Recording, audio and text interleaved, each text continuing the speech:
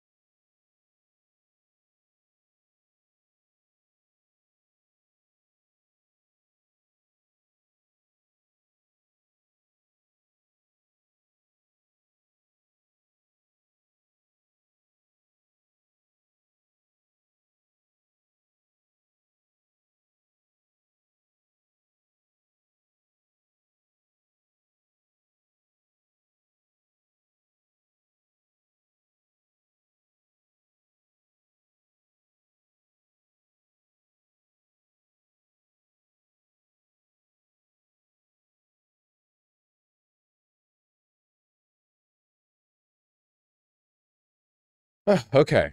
There, it's air drying. I don't know if that'll get it, though.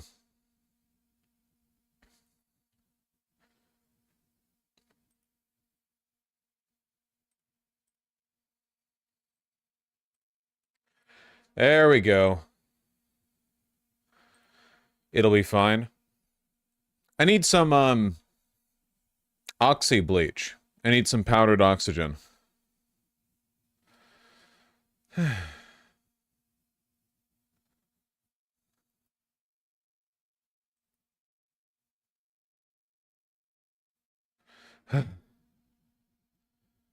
running around.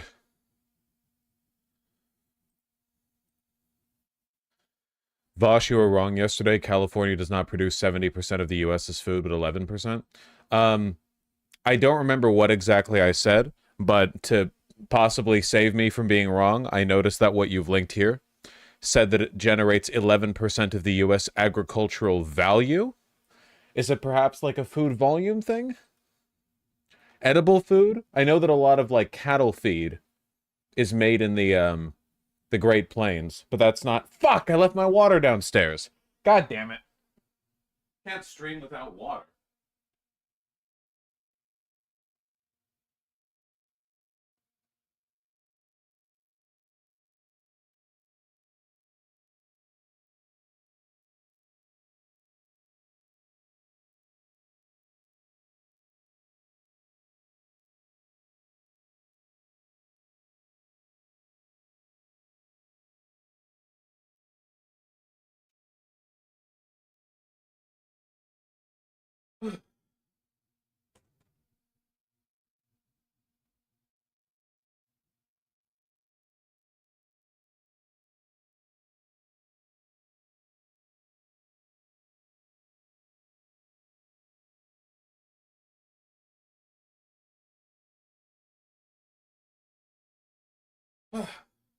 An Artemy wants water? It's always something.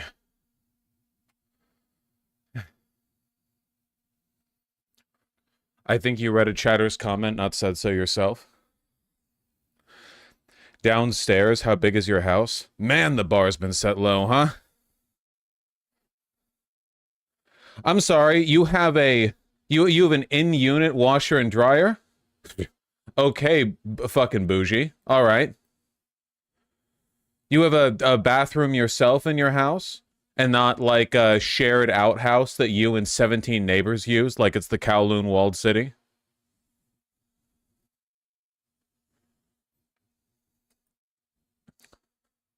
Painted walls? You mean after you spent the money to erect how the walls, you had money to color them as well? Jesus Christ.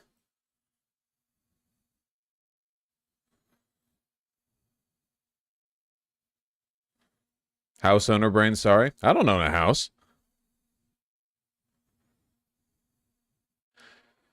Is there a reason you stopped doing Israel segments? The US election, but also I do them. What do you want from me?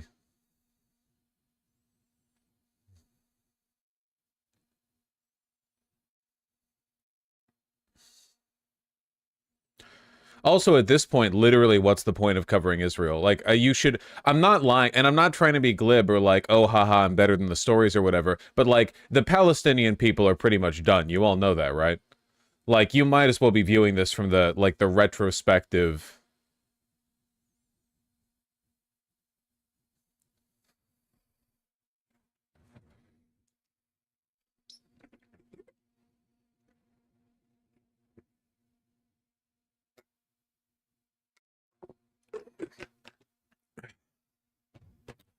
Harris was really our last shot in anything. I doubt Harris would have changed anything, to be honest, but it'll be over with a lot faster now.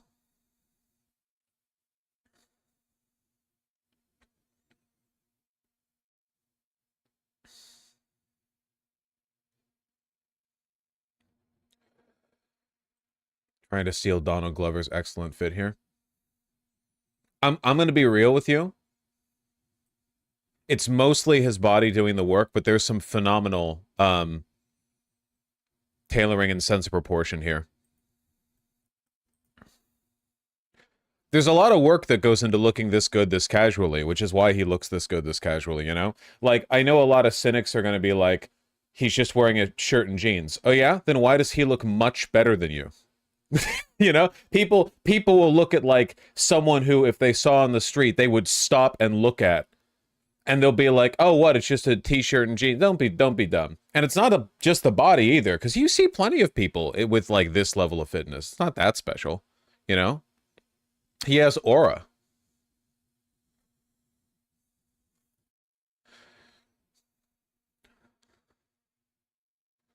He's got a little belly. Man, the standards are high. uh.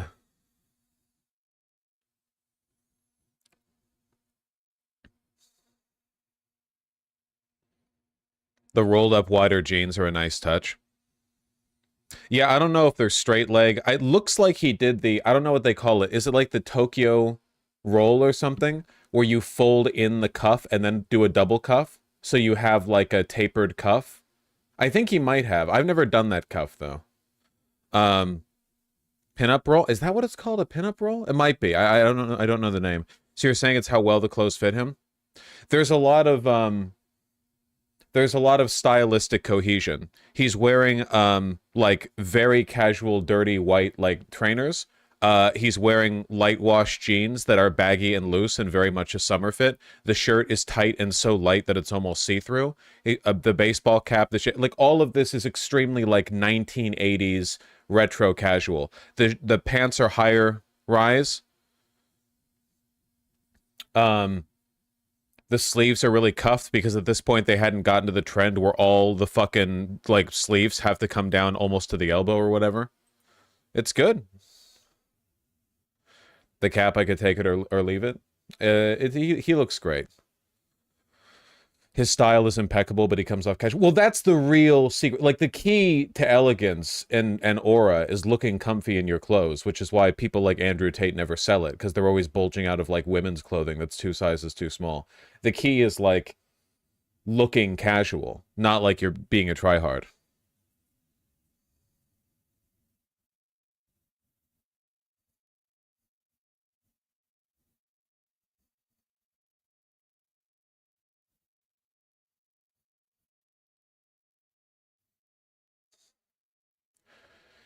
I want to get back in the shape because I want to wear tighter shirts. There's no denying that being skinnier helps with wearing tighter shirts, yeah. Hold on, let me turn the water off.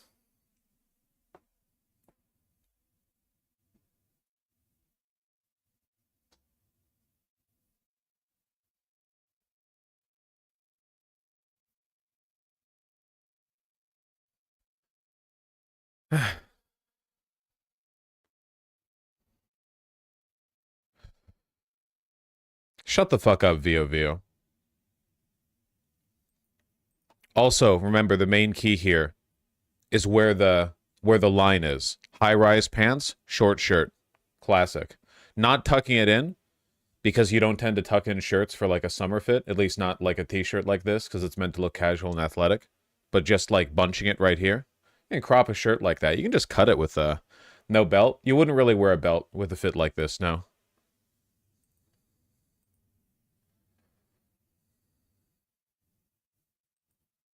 I like the hat because it has an apple on it. Is that an apple? It's like, it's got dots. I guess it's like the shape of an apple, yeah. Looks like a peach. Oh, you're right, it does look more like a peach. Yeah. Still got like dots. Maybe that could be like the fuzz. Where do I buy high rise that won't literally bankrupt me in Australia? Doesn't Abercrombie and Fitch has like 57 different lines of jeans. And a lot of them are high rise. They don't have larger sizes because Abercrombie hates fat people, but they do have a decent. It's not like raw denim or anything. It's not like Japanese denim, but this isn't Japanese denim either. I don't think. Jeans are uncomfy. Nah, they're not.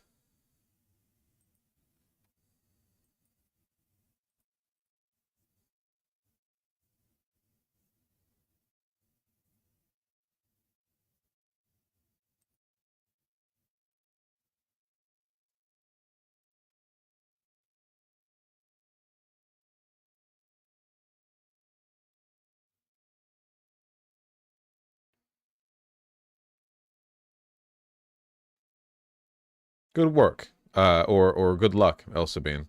Artemy, you're being very annoying. I don't feed you. Vermin feeds. Whoa, you're wet. You're wet from the tub. Why are you wet? From the tub.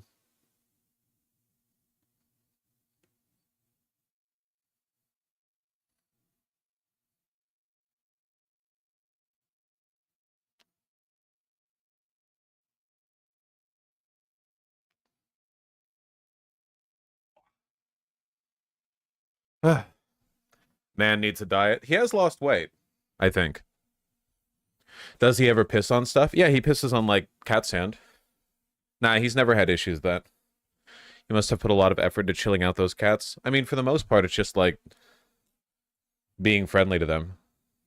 8 genes men should never... Why did it autoplay? Okay, guys.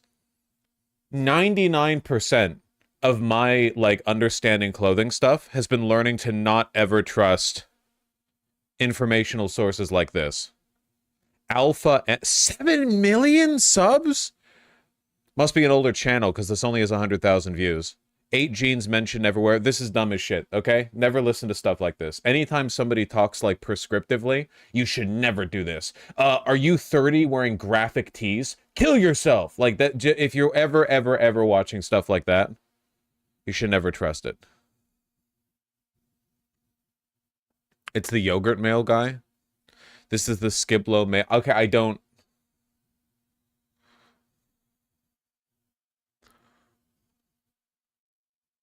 Man needs at least 2 pairs of perfect denim in his wardrobe. But all denim was definitely not created equal. Some was created big and baggy, some was created too skinny, some was created to make you look like a douche, but some, gentlemen, if you find the perfect pair, can make you look smooth. Don't ask, didn't care, wearing low-rise jeans. I swear you watched this channel on stream before. I'm sorry, I can't keep it all in my head like that. Also, Jesus Christ, this Henley is made out of, like, spandex. The fit looks atrocious. Well, yeah, it looks like he's wearing, like, ultra-tight, ball-crunching skinny jeans paired with, like, pajamas. This Henley looks like it's pajamas.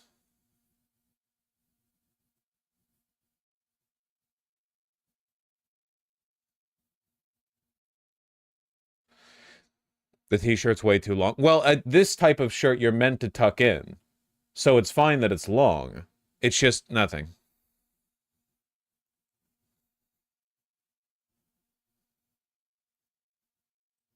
It's fine. We shouldn't even be doing this right now. We have so much politics to cover today. I'm just trying to, like, inoculate myself against the depressing bullshit we're gonna have to talk about. Stylish, confident, and sexy. The first pair of jeans that you should never wear as an adult man are jeans that are too tight. If you've got a bunch of... Dog.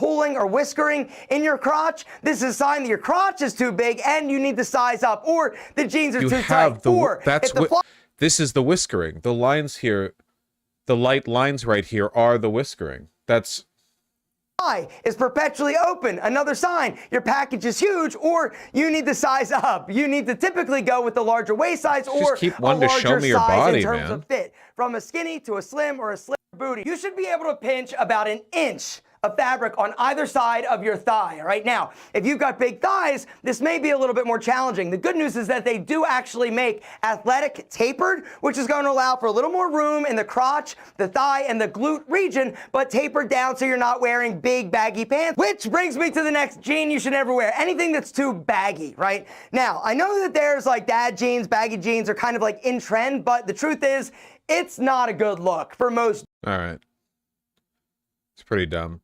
Wait, casual jeans dressed up? What are this guy's priorities? To do. The next pair of jeans that you shouldn't wear basically are casual jeans dressed up, all right? So here's the deal. A lot of guys make the mistake thinking that they're more casual, lighter wash jeans, some jeans. Okay, well, yeah, that does look terrible. I guess I'll give him credit for that one. Belts? Okay, never wear belts, fellas. Anon belt. Distressed denim. I don't know.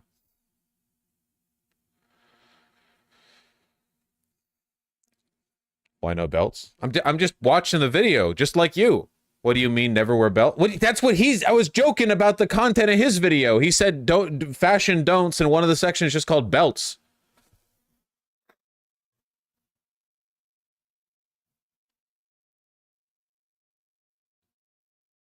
What do you think of jean holes? If you're going for like a punk rocker look, then I think that's cool. Like if you're wearing like a leather jacket with studs, or like a denim jacket, or like a band tee or something, I think that's cool. It is kind of weird that it like entered into mainstream clothing trends. So you had girls with distressed jeans that are wearing like Uggs and a like cardigan, which doesn't really make sense to me. I don't really understand like the stylistic implication of I am wearing a like cozy boot and a cozy wool, sweater, and also jeans that are supposed to look like I work in a construction site. I don't really get that. Why not sounds comfy? Well, because I mean, I'm not really talking about whether it's comfy. Everything can be comfy. How can I incorporate skirts or more femme aspects into my punk rock type vids? Literally Google 1980s punk rock girl and work from there.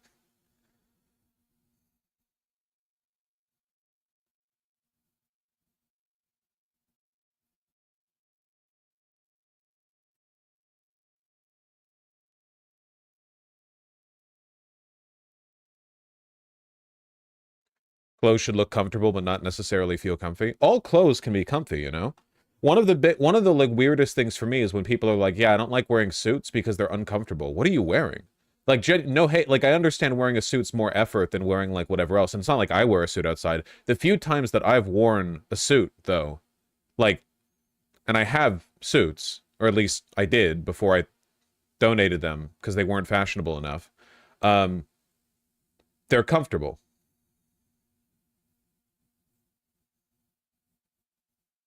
Maybe goth girl for skirts, yeah. How do you feel about cuffed short sleeve blazers? That's women's fashion. If you're a man, you can wear whatever you want as a guy, but those don't really fit within the purview of like actual tailored. You can't cuff a real blazer. I mean, you can, but like you shouldn't. Women's blazers are built different. Women's blazers usually don't have the interior lining that men's do. The reason why men's suit jackets are so expensive is because they're built up over multiple layers. Women's don't, because it's really, really, really difficult to build off-the-rack, well-fitting blazers for a woman considering breast size. So usually women's blazers are made of a single or double line material, but not with like the canvassing layer in between, which means that in a lot of women's blazers that you could get from like COS or whatever, like casual, like casual elegant or whatever, you'll have women with massive oversized blazers made mostly of polyester, and they'll roll up the sleeves or something, like they'll cuff the sleeves. And I think that can look good, but that's women's fashion. It doesn't really have anything to do with men's tailoring. But you can wear it if you want. Like, I don't care.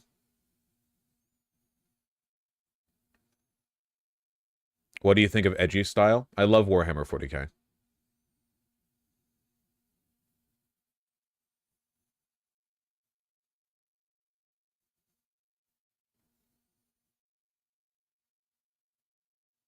You're on the air. We're running out of time. I don't have anything else going on today. You know what I do when I'm done with stream today?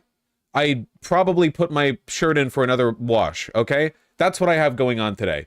I'm here. You're here. Deal with it. All right?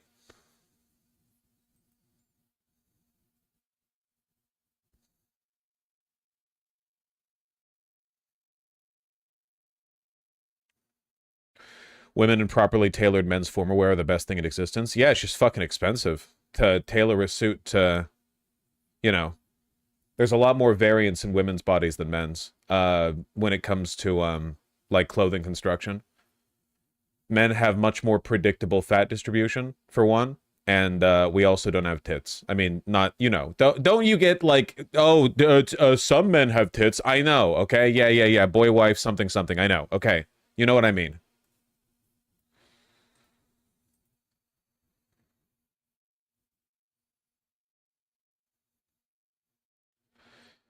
What do you think of this suit? It's David Bowie. He looks fantastic.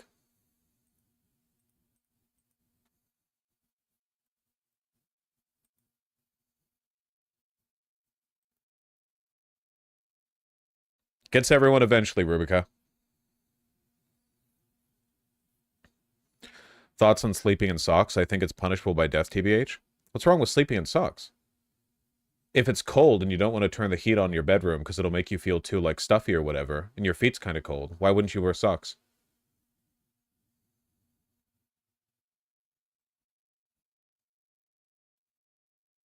Yeah, this is like a personal thing. This is like a you thing, you know? It feels awful. I don't... What socks are you wearing? My socks were made in Japan. Socks are uncomfortable. Okay, unironically, you guys should probably also get socks made in Japan. What the hell do you mean socks are uncomfortable? It's literally like... I struggle to imagine an article of clothing being more designed to be comfortable. You know?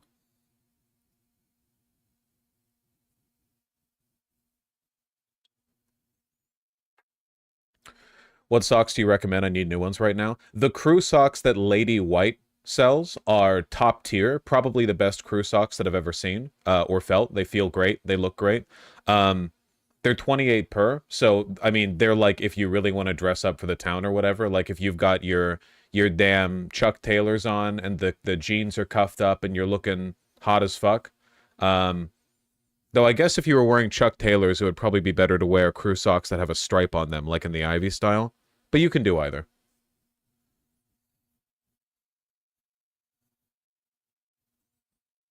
Where do you go to buy your clothes? A bunch of different places. But right now I'm not buying anything because we're in like hunker down mode. Just watch a bunch of me and make sure to like and subscribe, user test account. Opinions on wearing socks without shoes? Even if you're wearing loafers in the summer, you should still wear lining socks underneath because, like, you don't want to, like, stain the loafer with your sweat, like the leather. You don't want the stinky feet. When it comes to, like, going, like, you know, socks that are only, they're not visible, I don't think they tend to look that good with sneakers, you know? Just wear crew socks and, like, cuff them down a little bit. Lady White, Spectre. Opinions on shoes in the house? I'm a proud American. I don't really care. I mean, if you have, like, muddy boots on, fucking obviously, but, like, generally speaking, I don't really care. I've got, like, European friends, and they're like, what are you doing? This is, like, a strong Americanism. Americans don't care about this. Every other, like, group of people cares, and Americans just don't.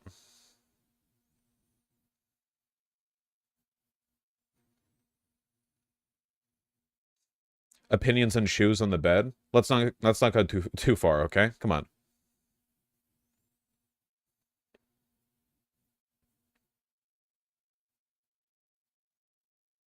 Let's be reasonable here. Vosh, do you think you'll ever address / disprove the blue and on election conspiracy theories? I don't know. I'm not entirely sure what you mean. You mean like the vague, like the Twitter thread where people said that the votes went missing or so? What is there to disprove? There's no disproving a negative, right? And I've addressed it in the sense that I've said that it's coping. Kamala Harris lost. I suppose we should talk about that. All right, now that we've depreciated the view count as much as is possible.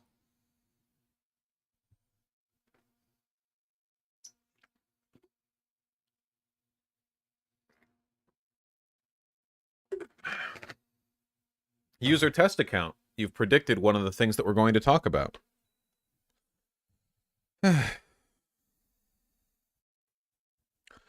Vosh is clearly not on TikTok, haha. You are correct, I'm not on TikTok. You mean like disprove or address a bunch of Zoomers who are saying stuff like, it doesn't make sense. How can they say voter turnout is up, but then the numbers are different? There's not really anything to engage with, in the same way that there's not really much to engage with, like, the random election fraud claims made after January 6th, where people retroactively were like, oh yeah, no, there was fraud, but like, you know, every single legal claim to that effect lost in court. you know?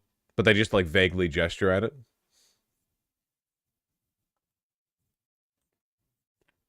Are you going to talk about how to appeal to young men? What if we watch the stream and then we can see what I talk about?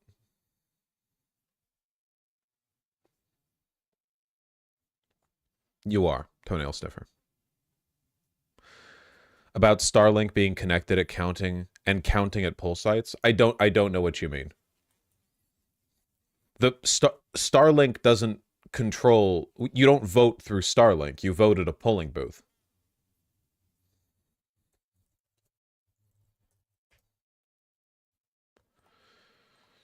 Let's go to the best source possible on the subject. Newsweek. Left-wing Starlink election conspiracy theory spreads online.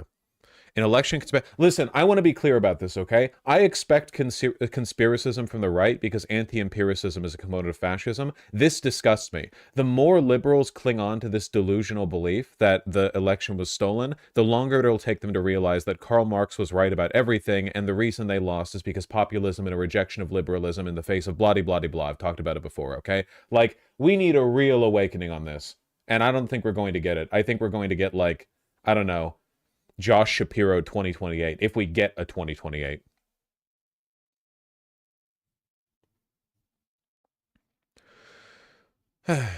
Left wing. Did Russia call in bomb threats? Sure. But that didn't prevent Kamala Harris from winning. Sure, lots of stuff happened, and lots more would have happened.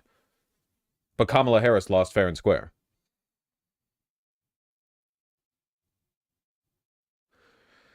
Left-wing conspiracy theorists allege that Starlink, a satellite constellation developed by Musk's SpaceX, designed to provide high-speed broadband, was connected to the voting machine supply chain. In 2020, right-wing conspiracy theories nearly upended the peaceful transfer. A 9-minute TikTok video by the... Oh, God. Okay, fine. Sure, fine. If we're going to talk about it, let's go to the source. Sure. Maybe this isn't the source, but it's being cited. Is this the same video?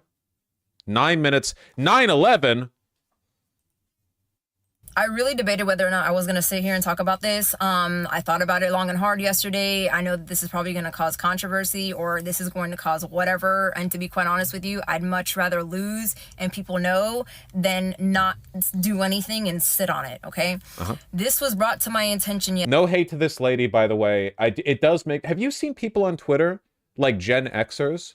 Or sorry, not Gen Xers, millennials, who are saying stuff like, man, it kind of seems like millennials are the only generation that are relatively non-susceptible to propaganda from the internet, because Gen Xers and up are all like, every time they see an AI-generated Facebook post of like Jesus Christ returning in the form of a fish or something, they buy it.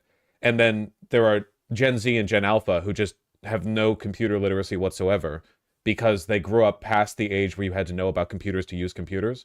You know, I remember back when I was a kid, I had to learn how to use like a wineskin wrapper to play Terraria on my Mac, you know? Like, I understand this is a pretty low bar. I still don't know how to use the command prompt, and it scares me how it's like all text. I understand that I'm not like a computer expert by any means, but sometimes I get these little glimpses of the like information environment for people who are 17, 19, whatever. And it makes me wonder, man. Makes me wonder. Yesterday from a friend of mine. His name is Mr. Wheezy, Mr. Wheezy 100, and he's an engineer. I'm not going to get into information about him, okay? And he brought this to my attention because, you know, he also understands that, you know, I have my CCIE. You know, I've been a programmer and a networker for the past almost 11 years, you know, for networking and computers and all those, you know, all those other things. With that being said, it was brought to my attention, and I'm gonna, at the end of this video, make sure you watch the whole entire thing, please post it, boost it, because I'd rather lose and, you know, lose whatever I need to in order to get the information out than to not say anything. Why are people allowed to make 9-minute TikToks? This is fucked up. What happened to the damn point?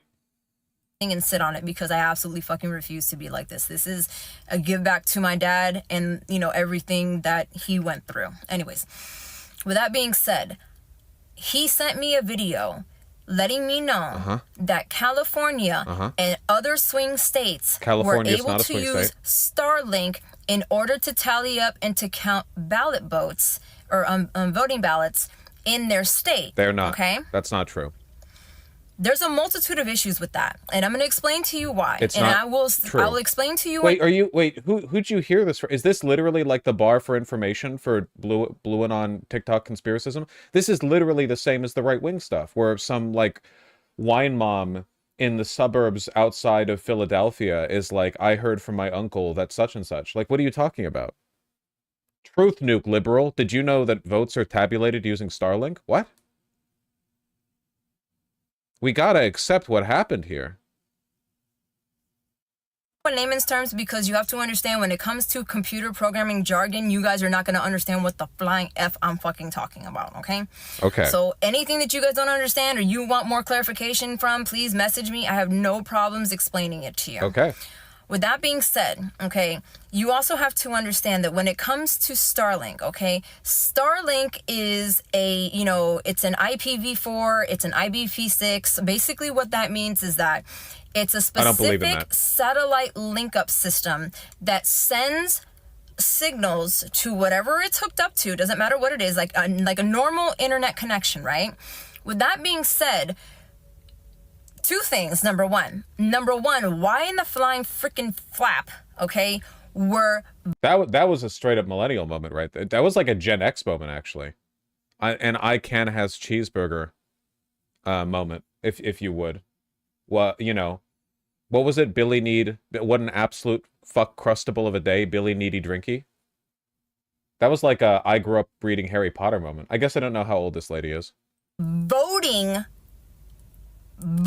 fucking ballot or voting ballot boxes or whatever, the places where you go to fucking vote. Why were they connected to the internet? There is absolutely zero reasons as to why those systems were connected to the internet. What evidence is there that they're connected to the internet? Also, like, what?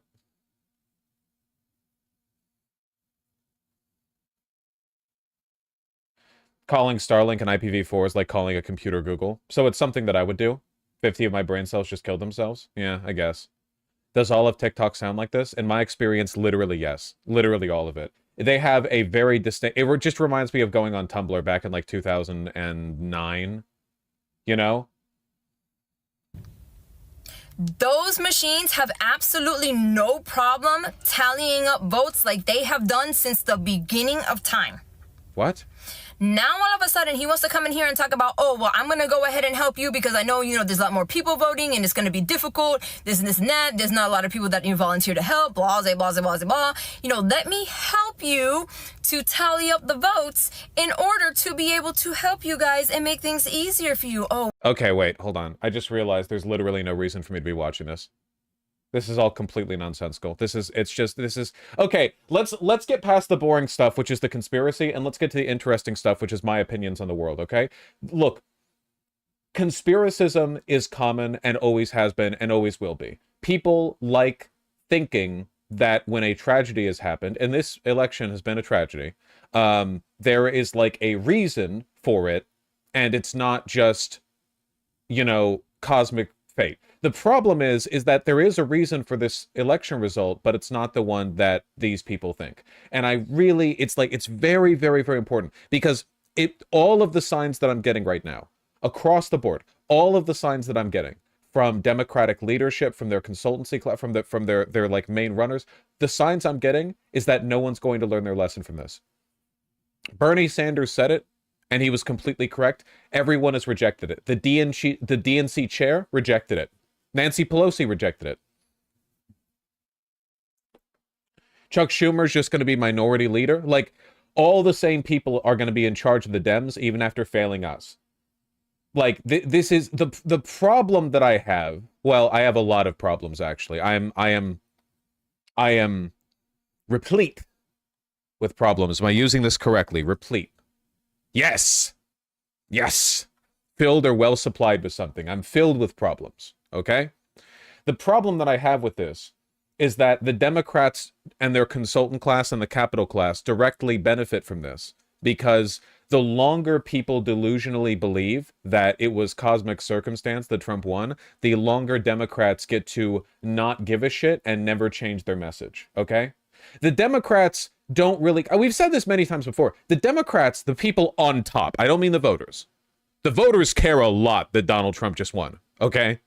But the people on top of the Democrats are largely ultra wealthy and only socially beholden to progressive principles. I promise you they don't really care that much. Now, a lot of this is them being delusional. A lot of wealthy people in Weimar Germany got axed, okay? There were a lot of wealthy people in, you know, previous fascist regimes who didn't understand how serious the forces they were dealing with were. And I don't know if the Trump administration is going to like bring, you know, Chuck Schumer out into a chopping block or whatever. I don't know. I don't know how far it's going to go. All I know is that the Democrats up on top do not care. They don't care. Do you see this? This came in like right after. The emails continue. Please let us explain. First and foremost, we want to acknowledge the fear, confusion, and sadness many of you are feeling at the moment. For others, you may be looking for something meaningful and important to channel your emotions towards. If that's you, then we're asking you to make a donation to the Democratic Party today. Here's why the request is so important. Apparently, the Kamala Harris campaign is actually in debt.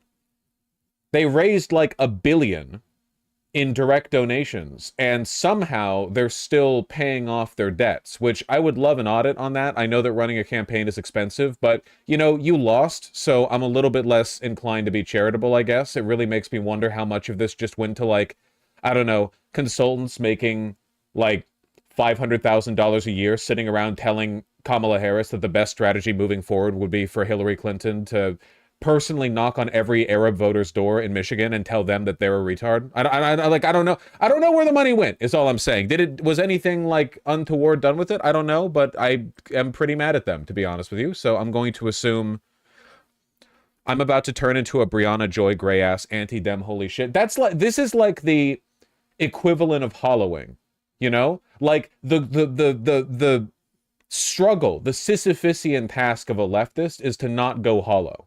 Like the universe and entropy want you to care about nothing but hating Democrats. I know it's very, very tempting, and boy, do they deserve it. Okay, but you have to, you know, you have to persevere. Okay, you are the chosen undead. You can't go hollow. All right, you've got work to do. You have to get sat on by a fat demon and then beat a lot of other fat demons, some of which are reskins, and then eventually kill God. You've got a long road ahead of you. You can't hollow. When life gets you down, you got to get back up at the nearest bonfire that you rested at. When life gives you lemons, you have to look at the item description to see what the lore is for, like, Dernvaus the Lemon Keeper, who 10,000 years ago fell here in a great battle, okay? What the fuck is this guy on about? You wouldn't get it. You're getting lost in the... Listen, okay? Endure, all right? That's all I'm saying, okay? We're on that Lord of Frenzied Flame shit, okay? It's so important that Democratic... Listen, I'm not going to lie. In retrospect, I'm not saying this is true of the past. I'm saying this is true knowing what we know now if applied to the past, right? Like, I'm not criticizing the process. I'm talking about alt history here, basically.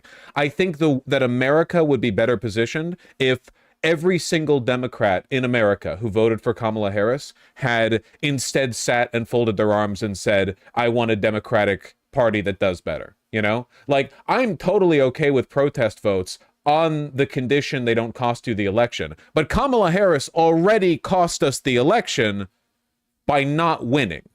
So if we're already condemned to defeat, the best case scenario is that as many people as possible are aware of why the Democrats lost. And stuff like this impedes that process. You know?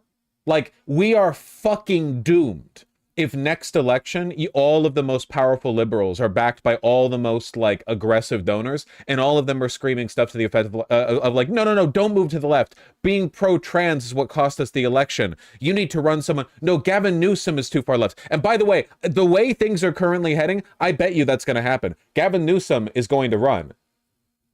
Absolutely. And they're going to be like, Gavin Newsom's like kind of like a radical California guy. I don't know if like the way things are going, we are moving in the opposite direction that we need to go to. So all I'm suggesting here is that we need to learn from our mistakes.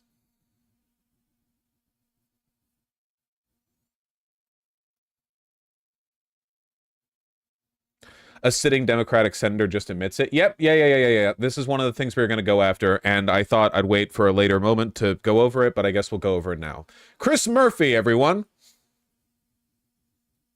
From the man himself.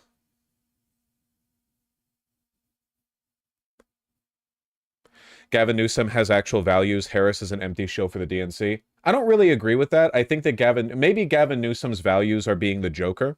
Maybe that's like his value. I'm not really sure. You know, like he is a lizard person. He's also just a bloodthirsty psychopath, which, you know, whatever. Whatever. Did you see this tweet from Democratic Senator Chris Murphy, who basically says that Bernie was right? No. Never even heard of the guy.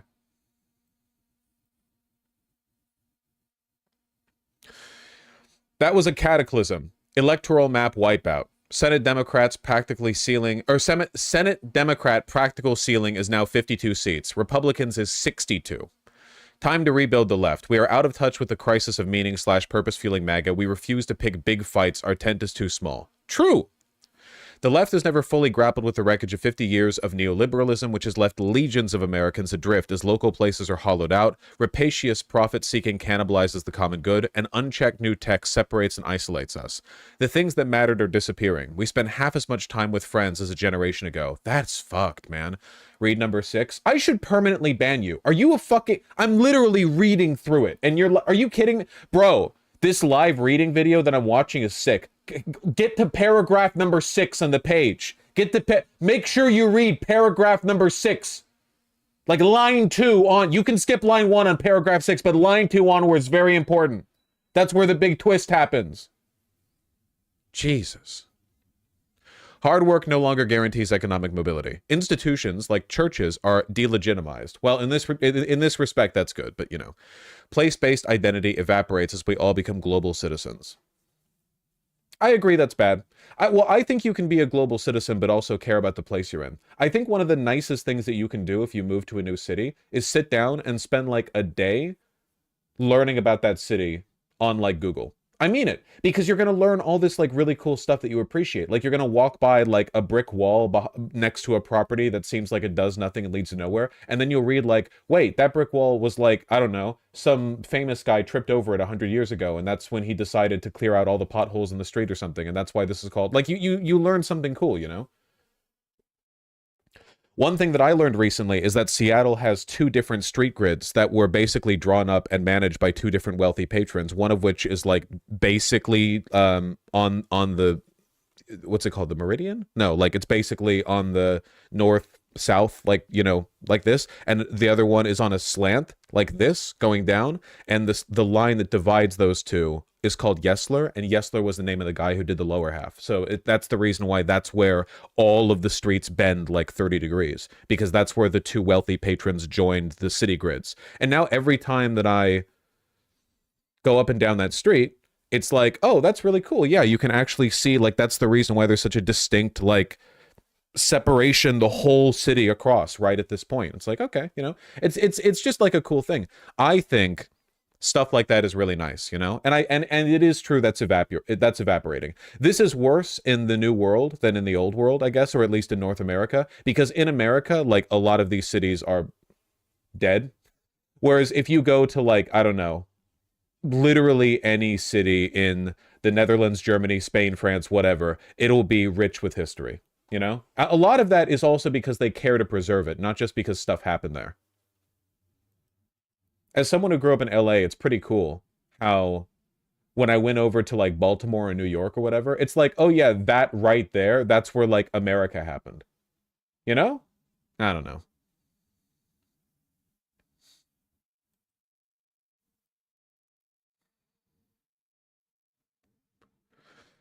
Anyway, the left skips past the way people are feeling alone, or sorry, the way people are feeling, alone, impotent, overwhelmed, and straight to uninspiring solutions. More roads, bulk drug purchasing that do little to actually upset the status quo of who has power and who doesn't. That's true. Most cities and towns have a local museum that try to preserve that stuff. Yeah, but like those suck. No one goes to museums. Oh, I do. No one cares. You're not real. I'm talking about preserving it in the fabric of the city.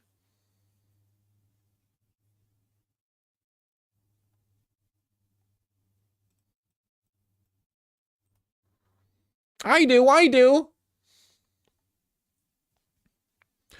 Does racism explain part of the attraction of the right's nativism? Of course, but mass deportation is a terrible response to America's real, to Americans' real sense they are helpless in the face of global forces like increased migration. The left largely ignores this pain. Okay, half yes, half no. This is an imagined pain. In America, migrants are not hurting your life. They're just not. They're not. It's not real. Even before we had this massive wave of migrancy, crime was at its highest in the early 90s. That was when you were most likely to walk outside your like apartment block and go to the street and there are like homeless people with a trash bin fire, like they're warming their hands around it or whatever. Like the period of time during which you were most likely to get shanked in the street for your wallet was 35 years ago and before the current wave of immigration. And it wasn't even like an ethnically or immigrant divided thing. It was, as it always is, like largely a poverty and inequality based thing, you know? Important to keep that in mind. It is an imagined pain. The underlying pain has been present for a long time. We don't listen enough. We tell people what's good for them. And when progressives like Bernie aggressively go after the elites that hold people down, they are shunned as dangerous populists. Why? Maybe because true economic populism is bad for our high income base. Oh my God, he admitted! Meanwhile, men tumble into a different kind of identity crisis as the patriarchy, society's primary organizing paradigm for centuries, rightly crashes. The right pushes an alluring dial back. The left says get over it. Again, a refusal to listen / offer responsible solutions. This guy's cooking, to be honest with you, you know? We cannot be afraid of fights, especially with the... It is true that one of the defining characteristics of Kamala Harris's campaign is never picking fights with anyone ever. Like, they muzzled Walz almost immediately as soon as the DNC consultants got their hands on him. And after that, it was like, nope. Like, that we're not pushing any fights. We're not pushing any envelopes. We are sticking to the way things are, and it's all going to be done with a smile. The right regularly picks fights with elites. Hollywood, higher education, etc. Democrats, e.g. the Harris campaign, are tepid in our fights with billionaires and corporations. This is true. Even if it's largely like an imagined fight, it's still very real, and it reflects in their rhetoric, yeah. Real economic populism should be our tentpole, but here's the thing. Then you need to let people into the tent who aren't 100% on board with us on every social and cultural issue. Okay, here's the issue. Here's the problem. This I disagree with, because now we're treading into like class reductionism.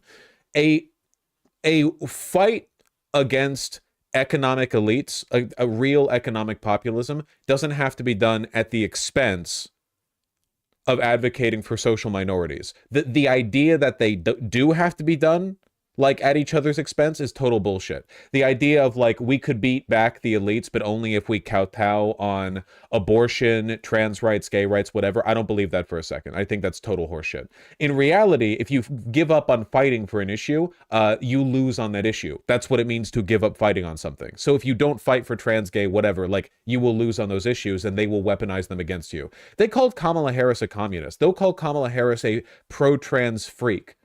No matter what she says. She didn't talk about trans people like at all the entire campaign cycle. And Republicans still dumped $100 million on advertising saying that she personally wants like, you know, fucking like 5 o'clock shadow trans women to molest your daughter in school bathrooms or something. Like it doesn't, the idea that if you give up this ground, you will open the tent up to more people. I think that's wrong. I think in reality, people are just disillusioned by liberalism, and that if you expose people to a working class coalition and the opportunities that it offers, people will drop their reactionary politics. That's literally what happened with Bernie. Bernie was unambiguously progressive on every social issue. No one doubts this. No one thought Bernie Sanders was giving up on any group of people. But he focused on the economic issues, and he won big in communities that Kamala Harris lost. He didn't have to like walk back on them. He just focused on what was important. And also, it wasn't like the Bernie Sanders campaign was intent on bringing about like a big tent where like reactionaries came in. Reactionaries didn't like Bernie. I mean, some did, I guess, because they were allured by the populism, but I don't think that was the driving mechanism of the campaign. It's all media environment, man. If you expose people to a media environment where they're told nonstop that trans people are creepy predators, they'll believe it.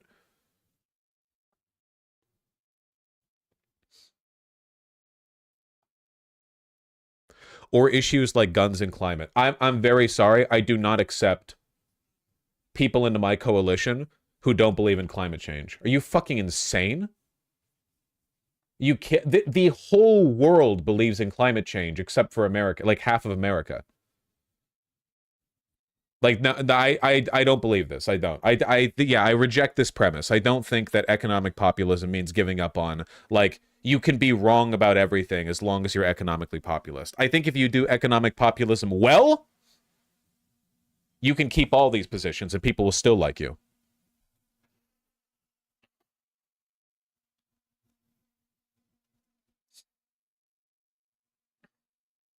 Vosh, right, but when half the country has their own interpretation of what liberal, socialist, communist mean, how do you even discuss progress with them? You don't. Voters are idiots and you have to treat them like such. Give them a strong narrative about moving forward and work with that. You don't need to use any of these terms.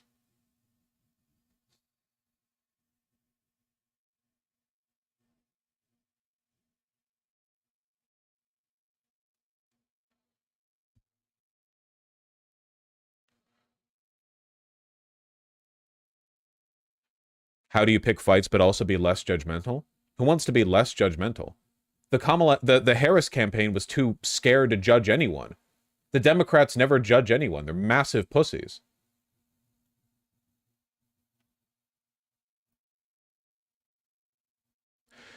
Those are hard things for the left. A firm break with neoliberalism. Listen to poor and rural people, men in crisis. Don't decide for them. Oh, I don't like this again. Men in crisis? You even said by your own admission that a lot of them are just like wanting to rebuild the patriarchy to give themselves a sense of meaning. Women are also in crisis. Don't like, it's that not being as privileged as you used to be is not suffering. There are men's issues, but like you have to be careful with how you engage with this, because otherwise the people run wild with their narratives about how like being a man is harder than anything in the universe or something, because they're fucking whiners. Pick fights, embrace populism, build a big tent, be less be less judgmental. This is where we're coming from, okay? I've gone from feeling positively about this to feeling negatively about this. I actually think this is kind of dumb now. What does that mean? The Democrats and the left broadly need to be more judgmental, more vindictive, more mean, more aggressive, more populist, stronger messaging. Kamala Harris refused to do anything interesting, refused to push any envelope, push on any issue, pick any fight, and as a consequence, what do you get? A spineless, do-nothing candidate no one believes in, who no one votes for.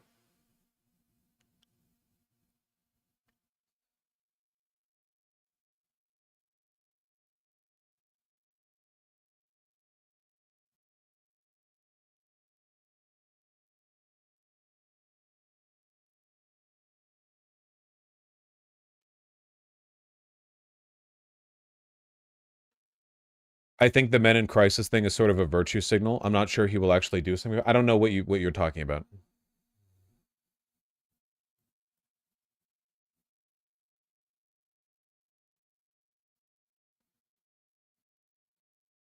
This guy pushed the bipartisan border bill, so his own opinions are what's keeping him from being 100% right in this. Yeah, I'm not gonna lie. I'm kind of getting I'm getting like a red fash light opinion on this a little bit, where this is less about advancing the interests of the left and more like, what if we compromise on our social positions in the aim of having a like big tent agree, like a bipartisan consensus that Hollywood elites are bad for the country or something.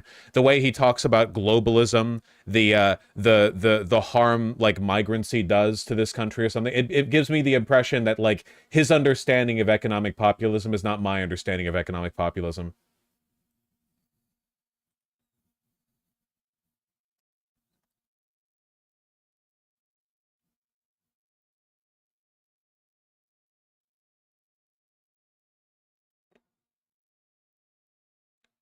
So he's wrong then? Well, he's not me. and I'm right. So anyway, yeah, we're all struggling to cap this up. What is this segment? Blue and I'm wrapping this in the blue and on one. Liberals need to stop with the blue and on nonsense. There we go. That's good. That's great. YouTube, triple gold star on that YouTube. Editors.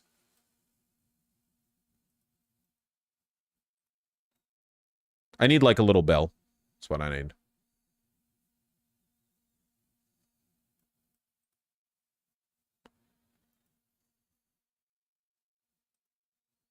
Wait, it's Sunday. What if they're like doing stuff in their regular lives? That'd be fucked up.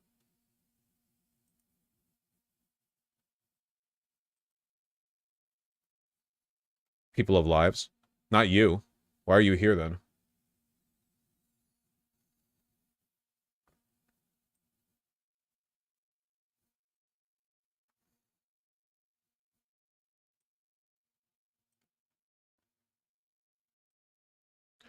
Okay. What is this and why does it keep getting linked to me? Remember when you joked about if you gave your Hank Green reaction a too clickbaity title, the libs would get too mad? Well, I looked at the comments and liberals are mad. What was the title?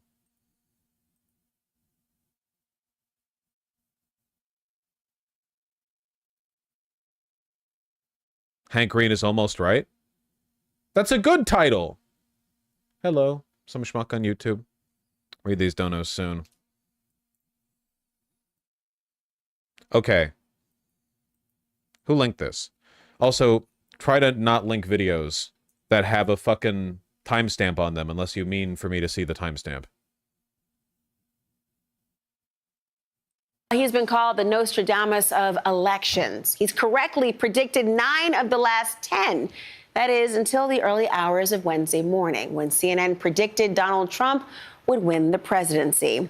I'm talking about Professor Alan Lichtman. He says his 13 keys are how he makes his predictions for the White House. Here's the moment he realized his prediction was wrong. I'm starting to get a little nervous. Yeah. She needs to make up 170,000 votes. I don't see it. The big Democratic counties are mostly in. No, they're, well, yeah. Shit. He couldn't turn the keys either, it seems. The keys were too powerful for him as well. I just don't see it. Good thing I have nothing to do tomorrow. Yeah, I took off work tomorrow. And I'm not doing any interviews. Good. I'm done with that. I get that. So what happens to the keys now? Well, Professor Alan Lichtman is here with us tonight to tell us what he thinks went wrong. Professor, thank you for joining us tonight. I mean, we've talked many times. Were the keys wrong, or was your interpretation off this time? The keys cannot fail you. You can only fail the keys. I think the fundamental problem was the keys, not my interpretation. No one's convinced me that was wrong. There are unique features. I've always said, you know, some unique features could break the patterns of history, and I think that's happened here. First of all, a unique feature specific to this election. And you've heard me say this before. I was very critical of the Democrats for openly and viciously trashing their sitting president right out in public. I have never seen... They should have trashed him way harder. Actually, we're about to talk about that. That's going to be like the next thing. But like, they should have trashed Biden way harder. That was actually one of the main reasons Kamala lost. One of the main reasons maybe that Kamala shouldn't have been the presidential candidate, because she was too connected to Biden. Like, the Democrats needed some insider to step out and say, I think that Biden's thoroughly mishandled this and I'm going to come out here and do it. Seen that before. And Biden genuinely threw this to Trump, like, unironically. We're going to talk about that, but like, Biden kind of, evil's not the right word, but like, imagine a word that carried the moral weight of evil, but it refers not to the person's moral instinct, but rather to their selfishness and myopic nature. Studied politics since the founding, and we saw Biden's approval rating plummet as they were doing that. I think that extended beyond Biden to weaken any Democratic candidates, since they're discrediting their own administration. Secondly, it rendered problematic one of my keys, the contest key, since we couldn't have a primary, but the Democrats did unite around Harris and I turned the key in their favor, but we had never seen anything like that before, and that was problematic.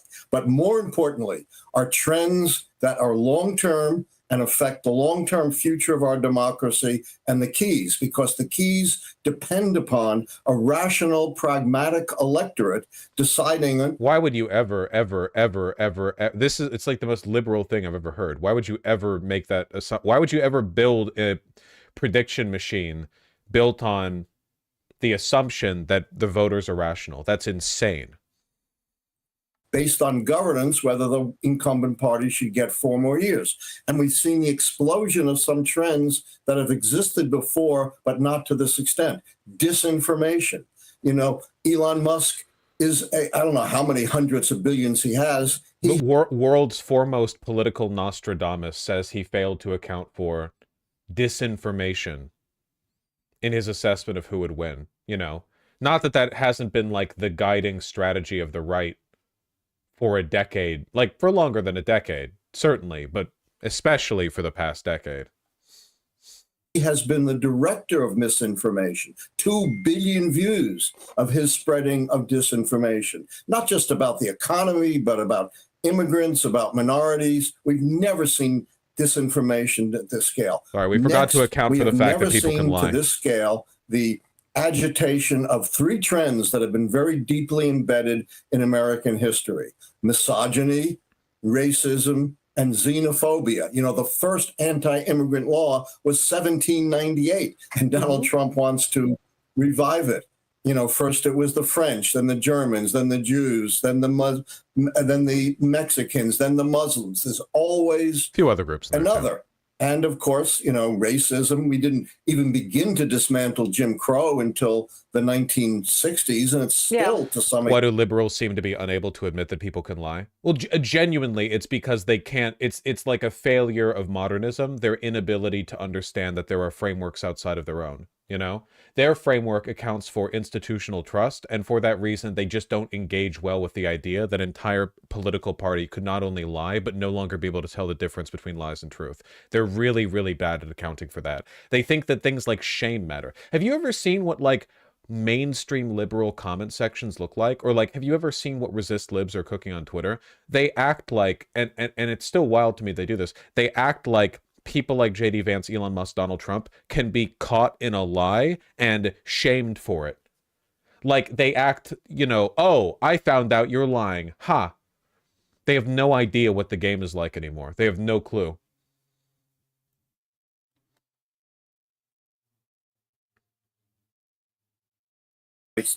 Survived. Women didn't vote until 1920. So that calls into question the whole premise behind the keys and behind our democracy.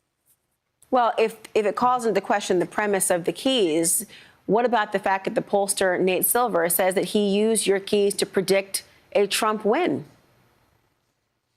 You know, Nate Silver has been criticizing the keys since he attacked me for my correct prediction early of Obama's reelection in 2011. What, dude? He has turn your phone. You're on interest in CNN. going against You have the your keys phone because on? they put him out of business. And look what he did this year. This is typical Nate Silver. He says Harris is marginally ahead, so the election is going to be, you know, so close, 50-50. But it could go either way, with the swing states going one way to one candidate. It is absolutely 100% true that you can't get much credit as an election predictor like Nate Silver if your predictions are, it's 50-50. You know, like it could be 50-50, but it could also be a blowout to either side, or it could be anything. Like, okay, there's no way to evaluate post hoc the viability of your analysis because your analysis factored in basically everything except a Reagan or FDR landslide, you know? Or the other. And he says, my gut favors Trump, but don't listen to my gut. So no matter what happens, Nate Silver can't be wrong, and he can't be right because his predictions are meaningless. I admit I was wrong because I go out on a limb and tell you who's going to win or who's going to lose, and I don't try to squirm out of it. And as we're having this discussion, I'm very squarely trying oh my God. to do you hear consider that? why I went wrong, what it means for the future of our keys, oh and the my future God. of our democracy. Given the fact that you talk about some of the disinformation, which seems to be the trajectory of a lot of things that's done with the democracy, do you intend, Professor Alan Lichtman, to change your keys or adjust to an additional, maybe a 14th one to adjust for that factor? I don't intend to change my keys on the fly. Does he That's know a how to recipe mute for his disaster, computer and phone? particularly when these critiques come post hoc. You know, it's very easy to say what you should do when you know the answer already. Much more difficult to do it in advance. And the keys go all the way back to 1860 in development and back to 1984 predictively. So I'm not going to. By the way, I'm fully factoring this in with the Blue Anon condemnation, the idea that this is an example of people failing to understand the underlying reason why Kamala Harris lost, and that the Democrats are doomed unless enough people within the party learn what's going on. You know, like if it's not, if you get wrapped up in shit like this.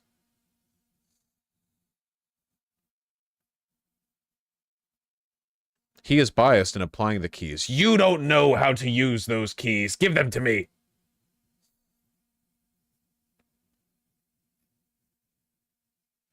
He is wrong because he is biased. Nitpicking and biased. Bye-bye. Quickly change the keys based upon some critique that comes after they know what happened. But I'm very seriously going to reconsider. And I'm also wondering, are we going to have a free and fair election in 2028, which would render the keys irrelevant, but much more, you know, threaten our democracy? That's up in the air. Yeah.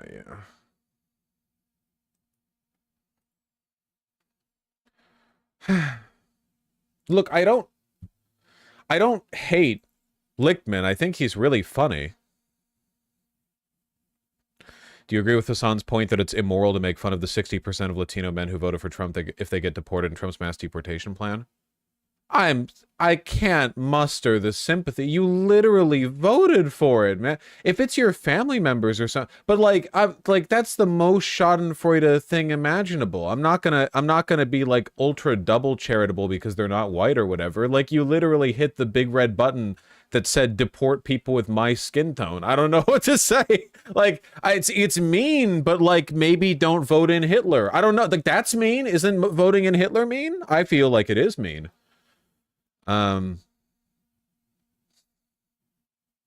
Me feeling sad for Ernst Röhm after the Night of the Long Knives. Yeah, it's not exactly comparable, but like, yeah, it's, you know.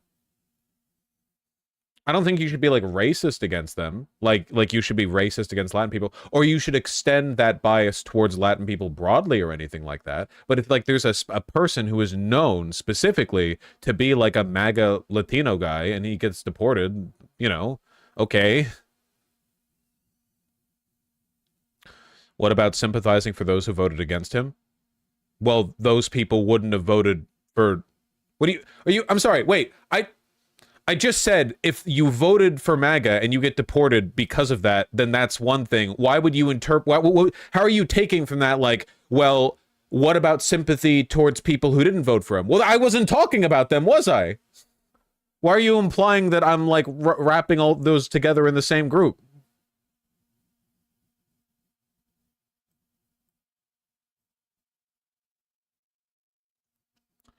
Trump is planning to end birthright citizenship via executive order on day one. I don't think he's going to be able to do that. It's going to be a little difficult. Lots of people on Leopards Ate My Face, r/Leopards Ate My Face, talking about trying to get their MAGA Latino neighbors deported, knowing Reddit 90% of them are making shit up for upvotes. They 100% are. Anytime you see a story online about a person getting a just comeuppance, especially right after an election, you should assume it's fake. Yeah, I voted for Kamala Harris, and of course I'm as devastated by the loss as anyone else. Anyway, I got back home and my obnoxious neighbor, who's this dark-skinned brown Latino guy who's really annoying and has MAGA merchandise he wears all the time and has 57 Trump signs all over the lawn. I was mowing my lawn the other day when I heard a cry from his house, "Ay caramba!" I went over there to ask what was wrong, and he said, "Mi amigo, is it true they're going to be deporting the illegal immigrants? I'm an illegal immigrant." And then I looked at him and I smirked and I said, guess you should have done some research on Reddit. before maybe you should have watched some CNN before you voted. And then I went back home and typed up this story. And then, you know, thanks for the gold, kind stranger. Yeah. That's true. It's real. It's happening every day.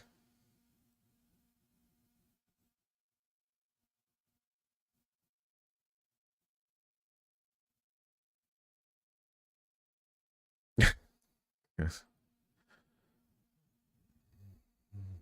I saw it happen twice yesterday. Same.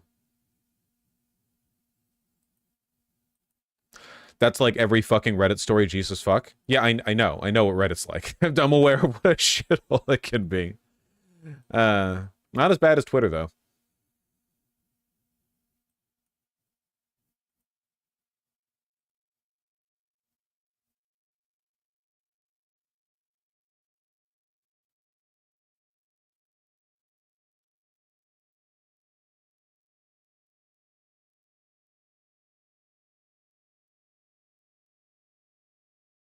Can we cover the your body, my choice stuff? There's nothing to cover. A bunch of, like, right-wing guys are making rape threats. Of course they are. There's not really anything to... I don't have anything interesting to say on it.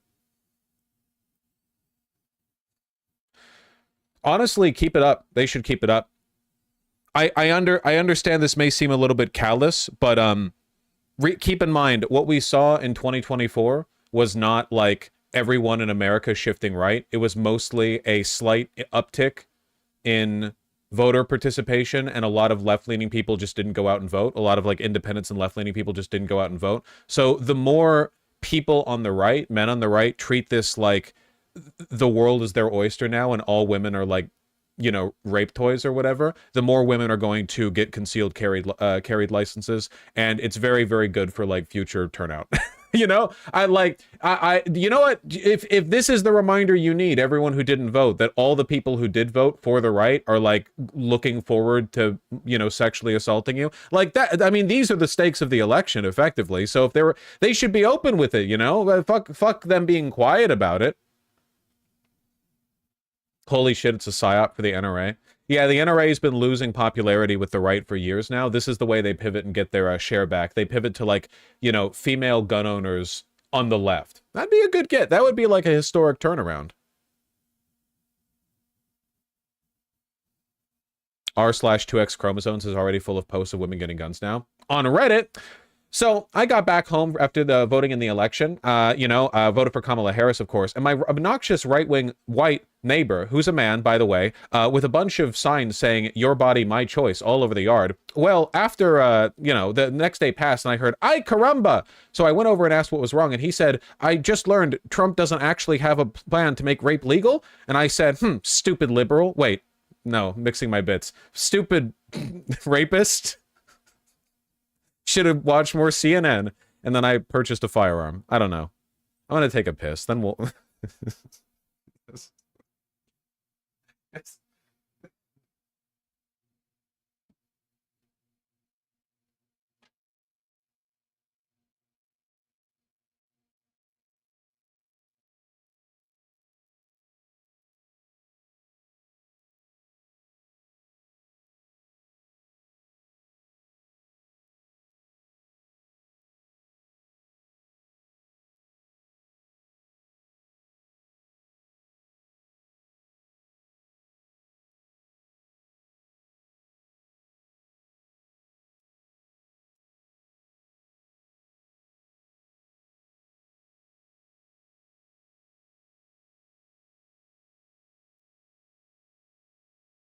Sheesh, half that stream nearly went AWOL.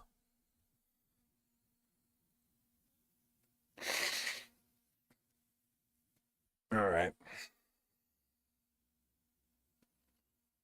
Okay. What is this? AOC?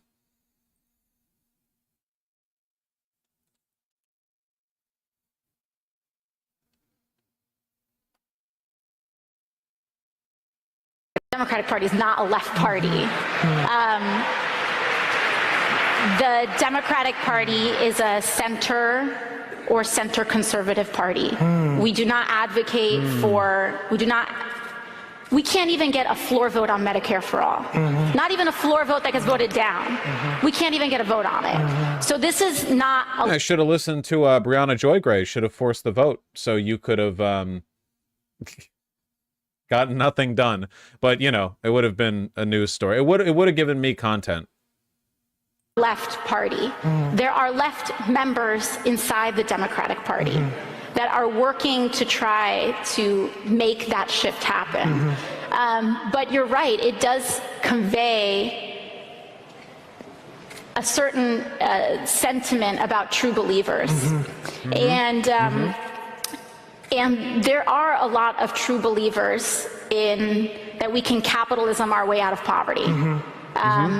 In the Democratic Party. If anything, that's probably the majority. Who is the person doing, and I can't say it on YouTube. I think it's very disrespectful. This isn't even because I like AOC. Why do you keep Okay, I people over and over again when I want them to shut up. That's like my cue. I don't know if this is like a universal signal, but if somebody's telling me about their day and I don't really care, I'll be like, oh, yeah, yeah. Like, but I don't want to just say flat out that I don't care. That's like the signal.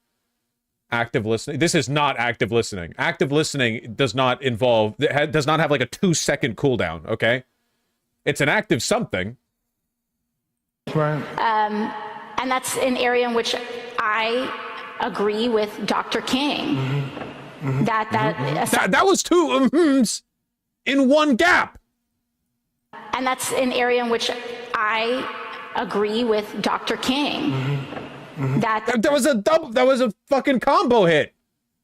Bro's spamming. Bro's on the fucking global cooldown on this shit. That assessment is flawed. Christ. We'll probably look at the full one of this soon, but like I feel like I'm kind of I'm drawing out the point on this, which is there's something we have to go after here. Did you know that Biden is the worst president in American history now? Okay, hold on. Okay. Domestic policy aside, we've gotten some information out for the past 2 days that Joe Biden probably like directly cost us this election in a really obvious and straightforward way. This isn't like breaking. It's from 2 days old, which I know that to you guys, that means it's like old news, Grandpa. I get that. Let me just assemble all this. Thank you. Absolutely insane, though. Okay, so why is the wrong video playing here? Okay, here we go. I was looking at the wrong link. Sorry. Okay. Okay. So let's review what we've been talking about in the wake of this election. An election, by the way, I'm not Lichtman. I'm not going to pretend that I'm like Nostradamus or whatever, or that I have access to the keys. The keys are too strong for me. They would kill me if I touched them. I'm not you know, I didn't get the result of this election right. I kind of wavered at the last minute there. I felt like maybe there'd be a Kamala blowout. I think there were some signs that pointed in that direction. A lot of people thought it was going to be like an agonizing, grinding, slow, like very difficult. But Trump won in the first night. So most people were surprised by how quickly Trump won. It seems like the Trump administration was too, because Trump was claiming there was fraud in Pennsylvania, which he withdrew after he won, because I guess he decided that it wasn't worthwhile to like expend time and political energy after having already won. You know, like my guess is after he won, people in the Trump camp were like, okay, just drop that because we've got like 50 death camps to build and we don't need to waste time on this. Like in 2016, you can keep pretending 3 million illegals voted for Hillary Clinton. But in this one, like you've won, and don't worry, sir, you won't have to win an election again. So I don't think anyone expected Kamala Harris to lose in the way that she did. I still believed, and I still believe, and I think what we're about to look at indicates that this is true, that Kamala Harris was a better pick than Joe Biden. So what is then my analysis? Why? Well, I think the problem is that the Democrats very openly don't believe in a single thing, and Republicans pretend to care very strongly about a few things that they hit on the messaging of over and over and over and over and over again, you know? Democrats very openly don't care about a thing. They don't push the bar. They don't pick any fights. They don't promise to change anything, not in a meaningful, direct way. Their greatest accomplishments are fiddly little policy goals that the average American doesn't know about because they're too, menial. They're too detailed. And even when they get those wins, they barely talk about them. Remember how the Biden administration passed the infrastructure bill and it was very good and it helped the country a lot. And a bunch of Republican politicians who voted against it started taking taking credit for the developments in their counties and their states from it. Like, Republican senators who voted against it would be standing there next to a bridge being built, and they'd be like, yeah, we're building this beautiful bridge, and it was built with the funds of the bill they voted against. Democrats didn't even push on this that much. Mostly it was just like Twitter dunks, you know? The main reason why Kamala Harris lost is because people can see she doesn't believe in anything and doesn't want to change anything. Nobody wants the status quo. You can literally look at this in polling. Nobody thinks the country is going in a good direction. Even a lot of Democrats don't. Nobody thinks the status quo is acceptable. Nobody's happy. It doesn't matter what underlying indicators there are. People were probably more hopeful back in, like, I don't know, 1932, when the average cost of living relative to people's income was objectively worse than it is now. Like, even if people back there were washing their clothing with washing boards and sending children off to like work in the fields or whatever, it didn't matter. People felt optimistic. People were happier with the direction the country was moving in. Here in America today, people don't feel that way. The status quo can't win. Kamala Harris represented a break from the status quo, and that representation was immediately undermined by Kamala Harris refusing to be anything but the status quo. We've already gone over multiple times that interview where she was asked what, if anything, about would be different between you and Joe Biden in your administration, and Kamala Harris literally said nothing. The fact that she said nothing in a time where Biden's dissatisfaction was so high, where so many people were unhappy with the direction the country was going in, the fact that she didn't even have like a stump speech answer to that, like that, in my mind, if I was Kamala Harris, my first thought would be like, I can say it. And my second thought would be, I need to be ready when people ask me, because people right now are not happy with Biden. Biden would lose this election. I need to be able to distinguish myself. And I would have an answer for that. That's literally like number one. Somebody asks me what my favorite food is. Like ketchup from the bottle. Somebody asks me like if I'd be different from Joe Biden. Yes. And here's how. Like, you need to be ready for that. It's Hitler. Name a woman. Hitler. Yeah. The fact that she didn't have an answer to that, genuinely psychotic. To be fair, I don't think any other person could have done that much better, because Democrats will not let you criticize their legacy. Donald Trump attacks the party's legacy all the time. George Bush mostly. John McCain all the time. But if Reagan was still alive, he venerates Reagan, but if Reagan was still alive today, he would shit on Reagan too, and people would love him for it. Reagan is useful only in his death, because he is a static, fixed, permanent image for Republicans to point to pretend that they're, I don't know, like holding on to the respectability that he supposedly represents. Supposedly. You know how I feel about Reagan. You know how you should feel about Reagan. Meanwhile, the Democrats can't criticize anyone. Democrats don't talk about Kerry or Gore. They sent Bill Clinton over to Michigan to talk down to Muslim voters, even though Bill Clinton is a pedophile and a right-wing dipshit and just a horrible blight on the party. They continue to consult with Hillary Clinton despite her doing like legendarily poorly in 2016. Obama still has influence. At least Obama won. At least Obama has like genuine clout and presence within the party. The fact that they're touting fucking Hillary Clinton? It's not just because Obama was successful. It's because they can't criticize their own. They're not allowed to. They just don't. They never criticize people within their own party. And for that reason, any other person who ran as the Democratic frontrunner wouldn't have been able to criticize Biden. So maybe our doom was locked in. Maybe like in an entropic sense, like our failure, our breaking apart was kind of like encoded within the beginning, like how life necessarily begets death. Maybe there was nothing we could have done. But I'll tell you one thing. Biden didn't help. This is a clip from Pod Save America, a group of insufferable Obama staffers.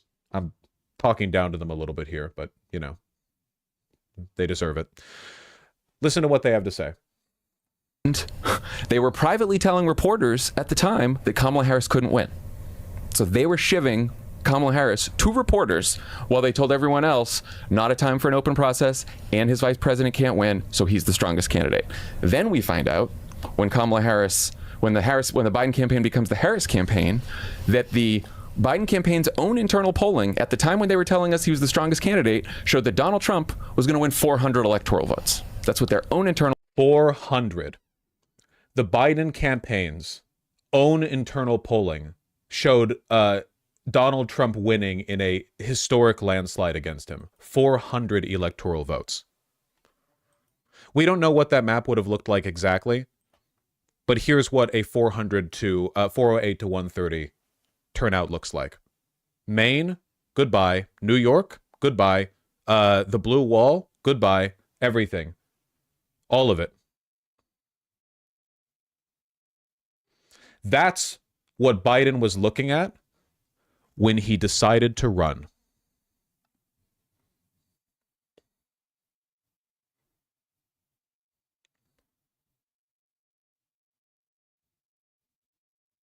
The second time. Not the first time, the second time. The ego, the arrogance, genuinely unimaginable. There was a, do I have it up here? Pelosi talked about this to an extent where I didn't talk about this the other day. I'm glad I didn't now that there's more info out. Rep. Nancy Pelosi, the former House Speaker, suggested this week it would have been better if the Democratic Party, if President Biden had abandoned his re-election campaign sooner and the party had then had a competitive primary process to replace him. In an interview on Thursday with the New York Times, Ms. Pelosi said what was widely reported around the time Mr. Biden dropped out. She believed it was implicitly understood that his exit would be followed by an internal party competition for a new nominee instead of an anointment of Vice President Kamala Harris. Had the president gotten out sooner, there may have been other candidates in the race, Ms. Pelosi said during an interview with Lulu Garcia Navarro, host of The Interview, a Times podcast. She added during the interview, which would be published in full on Saturday, the anticipation was that if the president were to step aside, there would be an open primary. Ms. Pelosi went on, and as I say, Kamala may have. I think she would have done well in that and would have been stronger going forward. But we didn't know that, and that didn't happen. We live with what happened. And because the president endorsed Kamala Harris immediately, that really made it almost impossible to have a primary at the time. If it had been much earlier, it would have been different. So in other words, Biden ran despite internal polling showing that he would get blown out in a legendary loss to Donald Trump. And then, after being pressured extensively for months to not do so, to drop out, to do anything, to let an open primary process take place, he spitefully endorsed Kamala Harris, guaranteeing that an open primary couldn't take place because the sitting president's endorsement would effectively just shut that down. Exactly. He was an anchor and he took Harris with him. Well, he took the whole country with him, actually.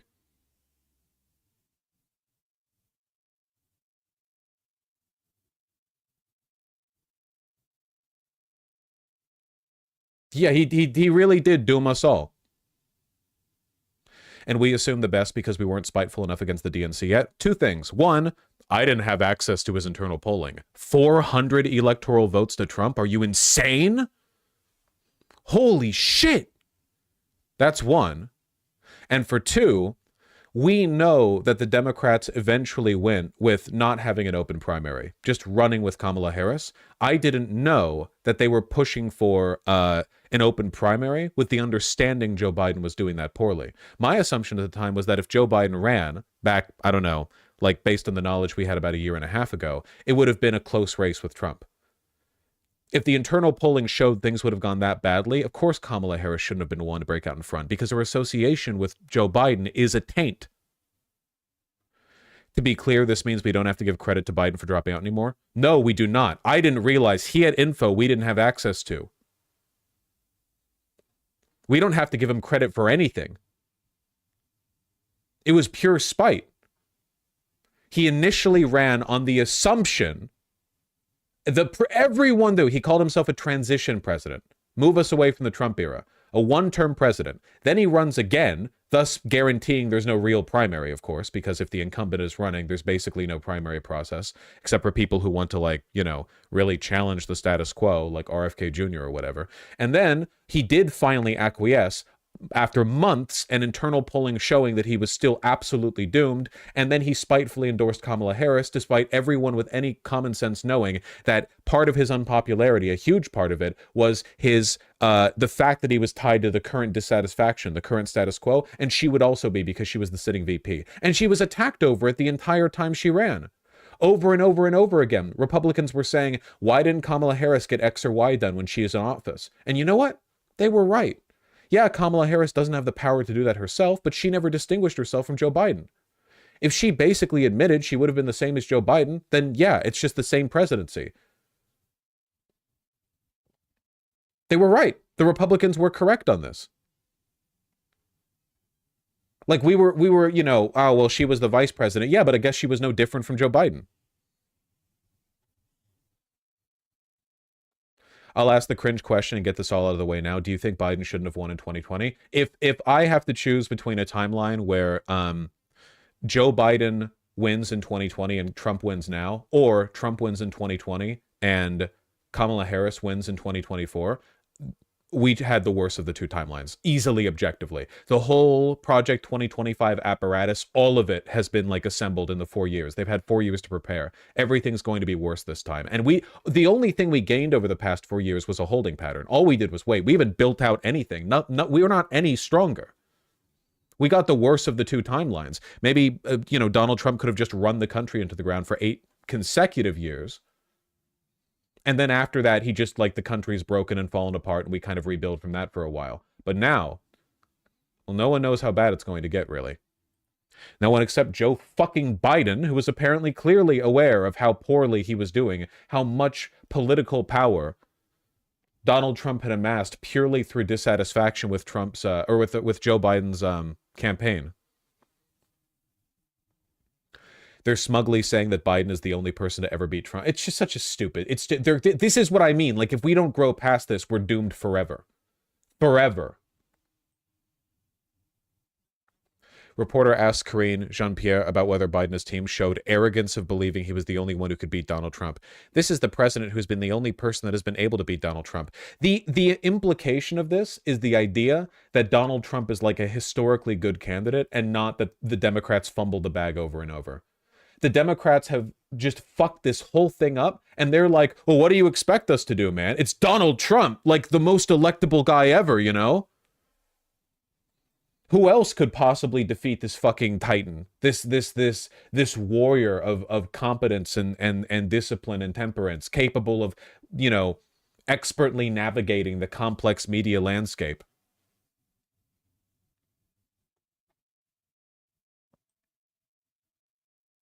Should the voters abandon the Democratic Party? I mean, at this point, what's the practical difference between them abandoning the Democratic Party and them not? At least on a federal level. Keep in mind, I'm talking about the federal Democratic Party, state Democratic parties, and local Democratic parties. Like the local operations operate very differently and have different priorities. But on like a federal level, in a practical sense, I mean, look at this, man. This is insane. This is Biden spitefully throwing the country. He threw 350 million people into a second Trump term. I didn't realize how bad the internal pressure was. I knew that Pelosi was smart for trying to get him to drop out, and I agree with her decision to do so. I didn't realize he knew how bad it would be if he didn't.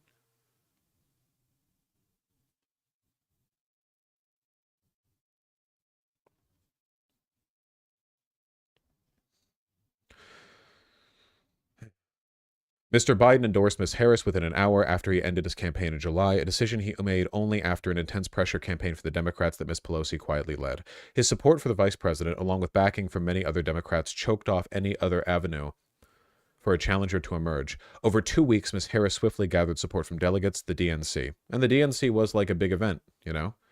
While some Democrats floated the idea of a quick primary, those proposals never gained traction and were not embraced by the Democratic National Committee or convention delegates.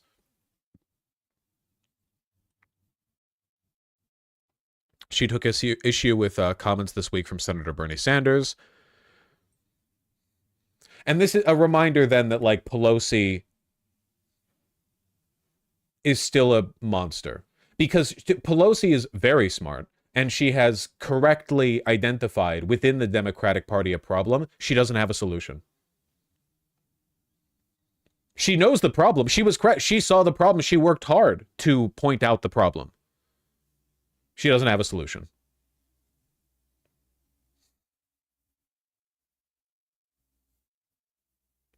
Bernie Sanders has not won, Miss Pelosi said. I don't know. I mean, he went from an independent senator to, like, doing phenomenally well in the 2016 primaries in a hostile environment, in a party that, largely venerates their insiders and doesn't respect outsider influence the way that Republicans did with Donald Trump eventually. With all due respect, and I have a great deal of respect for him and for what he stands for, I don't respect him saying the Democratic Party has abandoned the working class families. And that's why this is going to happen again forever.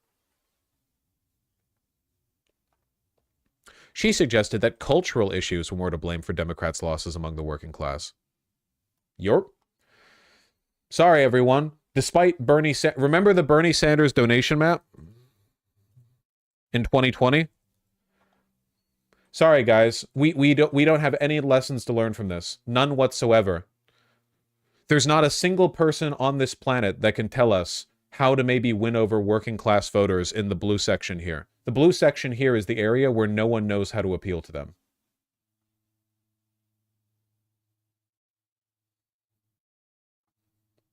That's how they've color-coded it. You can't see the key because my camera's blocking it. But the blue here, this is where people are unreachable within the working class.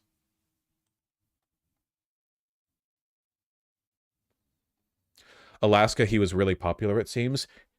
You can take a look at who supported him. He was insanely popular with the working class. Who knew? Oh, who knew? Who knew that having a guy who actually believes something and is pro-working class in rhetoric and in policy could attract the interest of the working class? Meanwhile, Pelosi on her fucking golden throne that she, you know, bought with the money she got insider trading.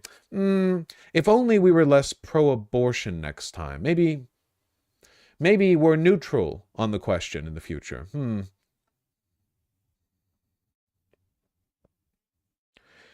You think Bernie could have won deep red states? That's not necessarily what this map suggests. But yeah, I do. I think that Bernie Sanders in his prime could have swept the country. I don't think Donald Trump would have stood a chance against him. More so than ever. Everything that has happened has vindicated my argument that the people want a strong populist message backed by someone with a spine. Donald Trump lies all the time, but he has a spine. Nobody thinks Donald Trump is like this like shifty, like, you know, his consultants whisper in his ear and he's changed his perspective. He comes across, though that does happen, he comes across like somebody with a spine. He sells a strong message. Bernie Sanders is the real deal. I think Bernie Sanders would have fucking swept. And if you doubt that, if you think, oh, well, Bernie Sanders slightly underperformed relative to Hillary Clinton in 2016 in the Democratic primary, how could he have beaten Trump when Hillary Clinton couldn't have beaten Trump? Running in a primary and running in the general are two very different things. I point to the past 3 elections as an example of this. Very different things.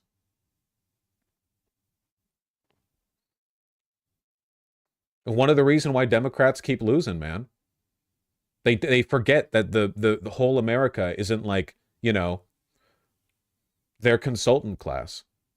Upper middle class, highly educated, multiracial, lots of men and women too, but ultimately highly educated upper middle class. They forget that.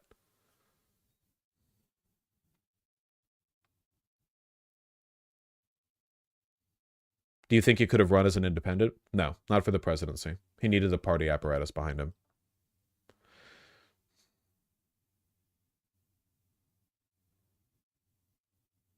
And I think it would have been a blowout.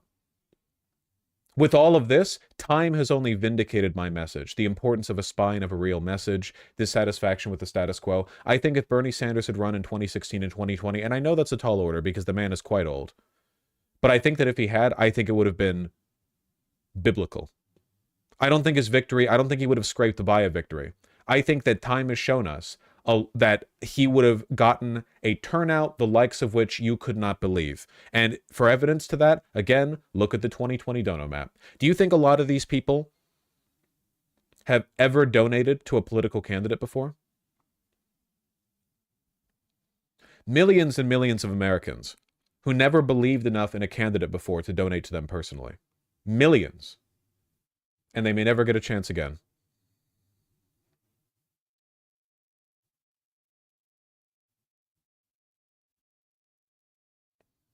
Now the DNC has destroyed that? Yes. Don't forget the enemy here, okay? It's the Republicans, but the Democrats sold us out. Biden sold us out, dragged the whole country down with him because he was spiteful about giving up the like a old man who's mad that his family wants him to get rid of his driver's license because he keeps running into shit because he can't see that well or react that well. A spiteful old man. Kamala Harris, completely spineless, shifted all of her positions from the 2020 primary to the vice presidency. Is she pro-Medicare for all? Is she pro-banning fracking? Does she think the wall is a bad idea? Depends on who's the last person who told her what to say, you know? No real spine, no position. Biden has a lot more of a spine. At least he was consistently moderate.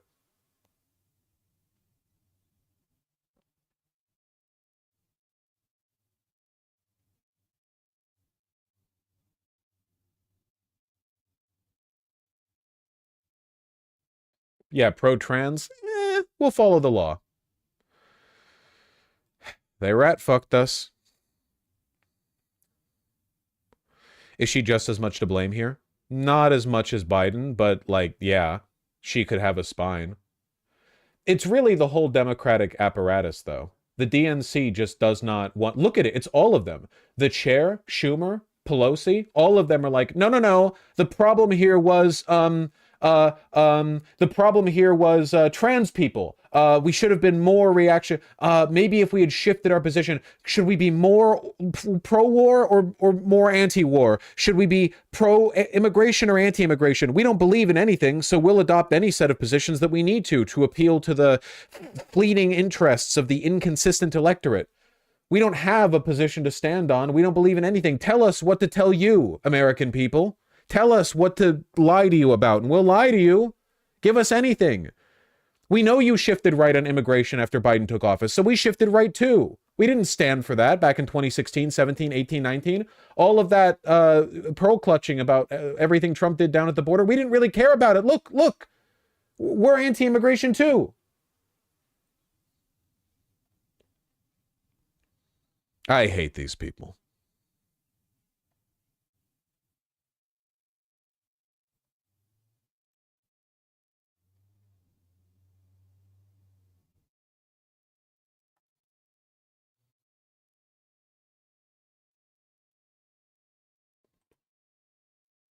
Sure. Bernie Sanders. Surprised that a Democratic Party which has abandoned working class people would find that the working class has abandoned them. And Independent Senator Bernie Sanders of Vermont joins me now. Senator Sanders, welcome back. Looking as handsome as ever. To Meet the Press. Thank you for having me. Thank you for being here on this Sunday after Election Day. Let's start right there. Your criticism incredibly direct. You say you... Okay, I know there are people, maybe they're being quiet right now because they know that their head will get bitten off. But, like, are there liberals watching now who understand the issue? All the times you thought, oh, you know, Vosh is like, he's doing the angry socialist bit because it's popular online. He likes the populist messaging because it feels cool to say. Do you understand the issue now? The Democrats aren't just inept. They are ideologically unwilling. Like, and if you can't accept that, you are part of the problem. Like, this isn't about, like, left versus liberal partisanship. You are condemning all of us to Trump, to fascists. You have to accept that. It's not just like and I'm not taking the position like you have to agree with every insane like Chapo Trap House Twitter poster who thinks that, you know, like Kamala Harris's only shot at victory would have been promising to bring Netanyahu to The Hague or whatever. We're talking very much within like an extremely grounded, reality-based approach of basic messaging and the basic ability. Bernie Sanders could have run this country just fine. It's not like he would have been like, he wouldn't have like crashed the economy day one by decommodifying the entire fucking economy or whatever. He would have run the country just fine. You can work within like a liberal policy framework. I'm talking about just having a spine and being populist. And if you don't agree with that, then you're part of the damn problem. You don't have the right to call lefties super online for some of their dogshit stupid opinions on what would or wouldn't lose the election when you held the equally insanely like online like Democrat consultancy class opinion that in reality like 200 million people not turning out to vote, that's just like, well, not 200 million, but you know, a lot of people not turning out to vote, like all of this is just, you know, whatever. There's no like underlying value to having a spine in populist messaging. Let's not learn any lessons from this. I just don't want to lose to fascists, man. Is that too much to ask? I'm not saying you have to like bow down before the Lenin statue in Fremont in Seattle. I'm not saying that you have to like, you know, shift radically left on every single position. This is like very bad. Like if you literally go walk America, walk the earth, find how many voters you can who, if asked about policy issues, will give you like oh, well, you know, I like Trump's policy on X, but you know, Biden's policy on Y was really good too. You won't find any. They're not real. That's an online perspective. Online in the consultancy class. You're doing Pod Saves America shit. That's not what people care about. Apparently we have to lower our standards. No! Arrogant piece of shit. This isn't lowering your standards. It's meeting people where they're at. People aren't happy. You will not make them happy by running as a spineless worm who wants to change nothing. Democrats are reinventing alchemy in their efforts. How do we appeal to a people who are dissatisfied with the status quo without changing the status quo?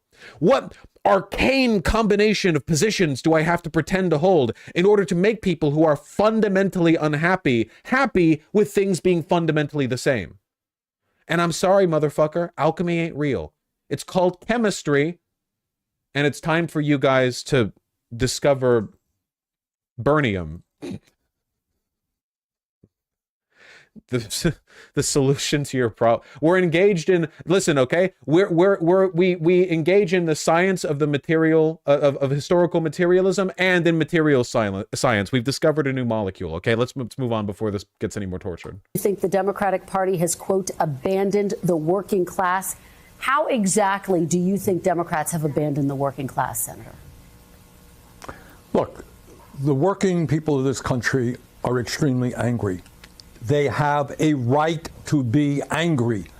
In the richest country in the history of the world, today, the people on top are doing phenomenally well, while 60% of Americans are living paycheck to paycheck.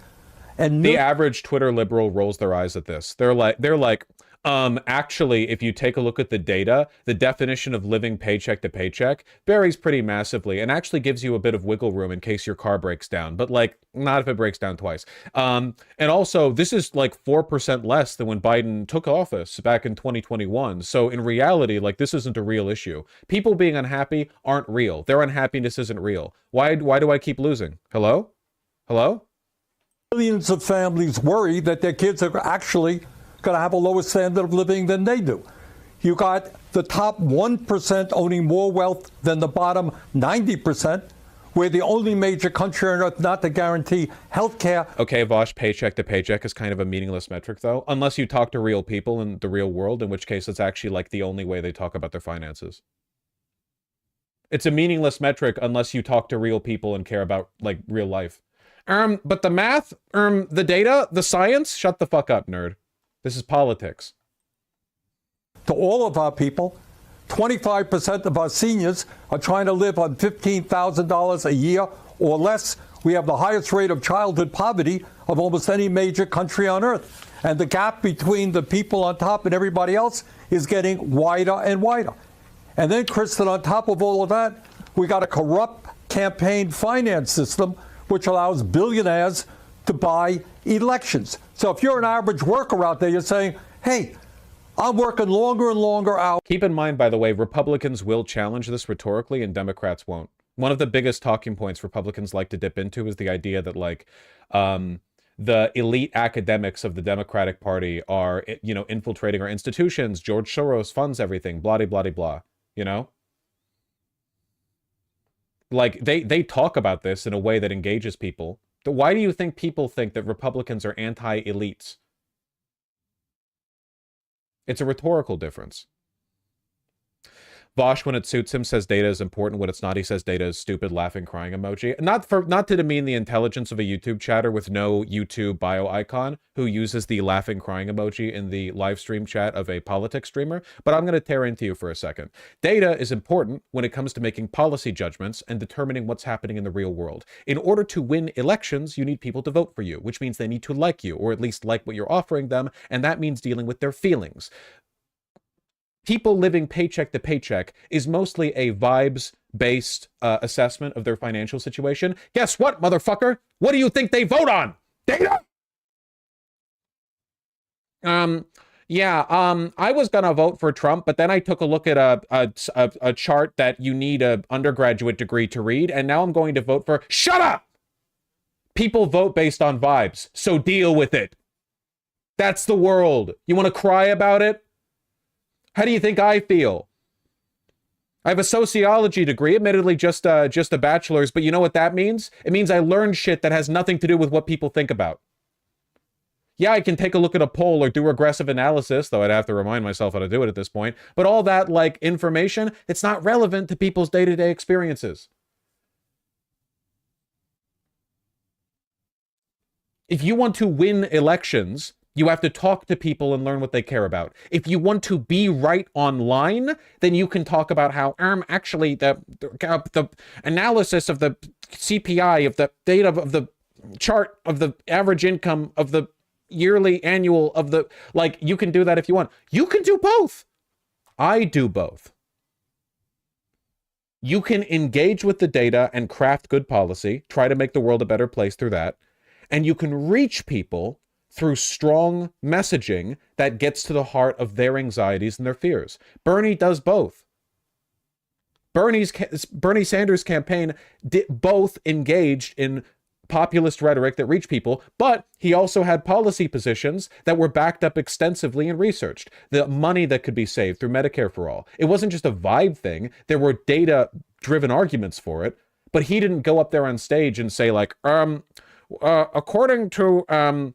well, I did some research, and the CPI of the data of the chart of the... Like, you just learn where people are at, man. Vosh is right, you have to lie to people. No, you don't! When did I say lie?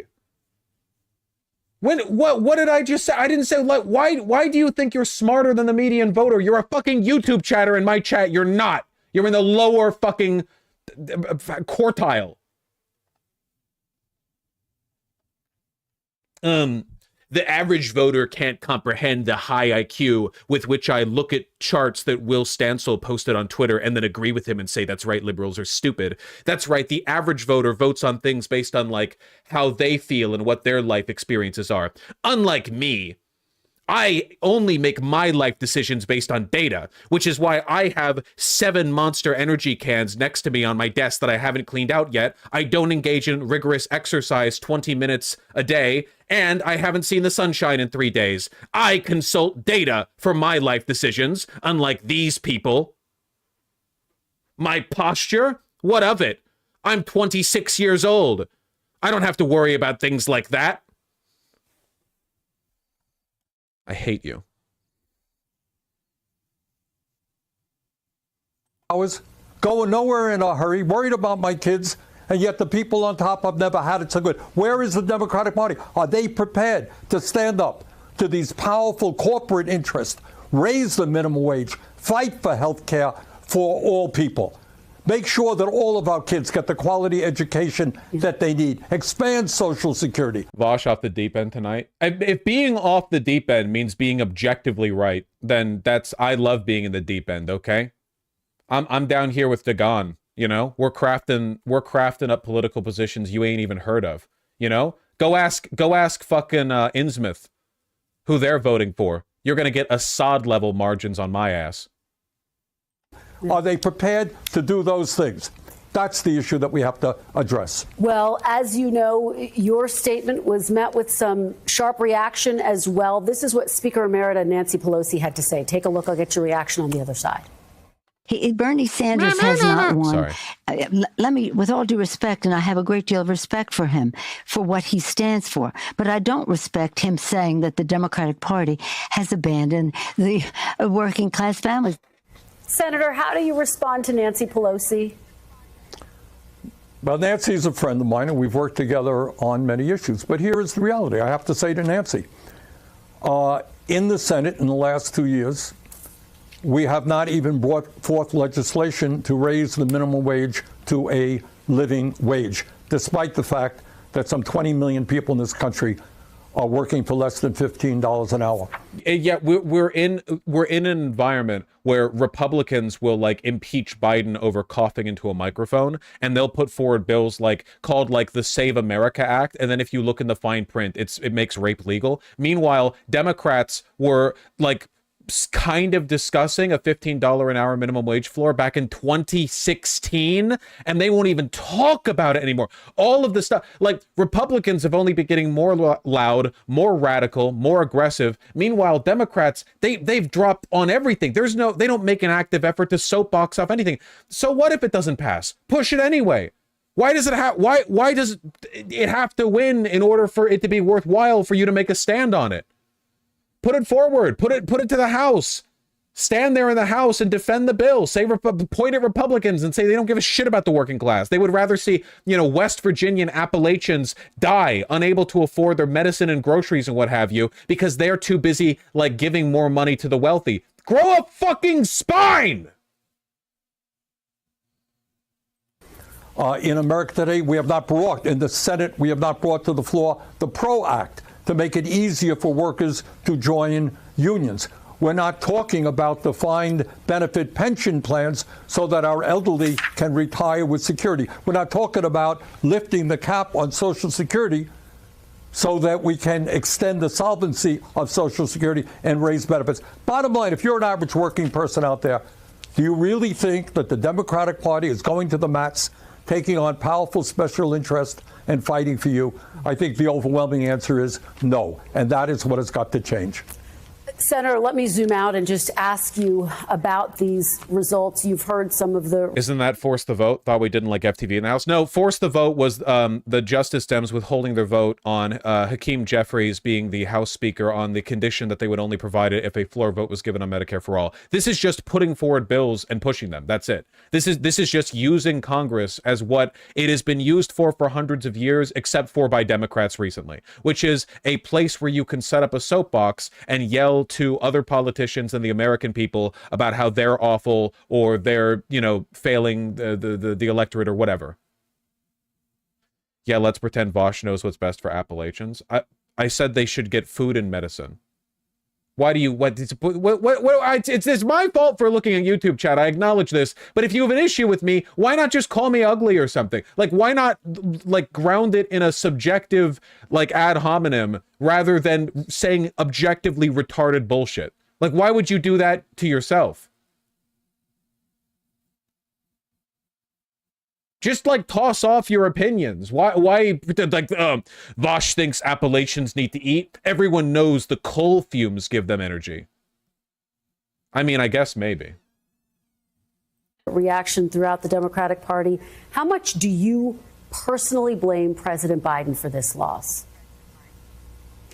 President Biden, when he came into office, said that he would be the most progressive president since FDR. And I think on domestic issues, not foreign policy, on domestic issues, he has kept his word, and the agenda that he has pushed through has been an extraordinarily strong one. But that agenda has got to be placed within the overall context of American society today. And that American society today is one in which tens of millions of working families and elderly people are struggling, while the people on top have never had. It's worth noting, by the way, that in spite of how aggressively pro-union Biden was, Kamala Harris didn't do very well at all in the sectors that benefited from the pro-union policy. It's not working class or middle class industrial workers were all, pouring out to the polls to support her. Policy is good for improving people's lives. Winning election is it comes down to whether or not people like and believe in the message that you're offering them, and that's a messaging thing. That's not a reality thing. It's so good. But Senator, should he have gotten out of the race more quickly, as some are arguing? I'm not going to. I supported him because I think his agenda was a strong agenda, a working class agenda. I'm not going to look backwards. Kamala ran a strong campaign. She Smart of him. Also, Bernie Sanders isn't a Democrat insider, which means that he doesn't have access to a lot of the internal like rumor milling that Nancy Pelosi is privy to. So he's speaking on this from an outside perspective. He's trying to stick to what he's good at here, which is a critique of the abandonment of the working class. He's not even a Democrat. Yeah, I mean, he mostly votes with them, but yeah. did everything that she could. He's not in the Discord She decisively won the debate. So to me, it's not just about the campaign. It's about what does the Democratic Party stand for? Do ordinary people say, yeah, that is a party that is fighting for my interest and prepared to take on the big money interest who control the economic and political life of the country? That's to me what the issue is. Yeah, we're talking a lot about the economics. You've talked about how the Democratic Party is out of touch when it comes to economic issues. Some Democrats are saying it's not just economic issues, it's cultural issues as well. Here's what Democratic strategist James Carville had to say. I don't care. What killed the Democrats and what killed... So if you look like this, you should not be a strategist for the party that's supposed to turn out young votes. Goodbye. Go enjoy your retirement, man. Shut up. Biden was a sense of disorder. And part of the sense of disorder was the unfortunate events of what I would refer to as the woke era.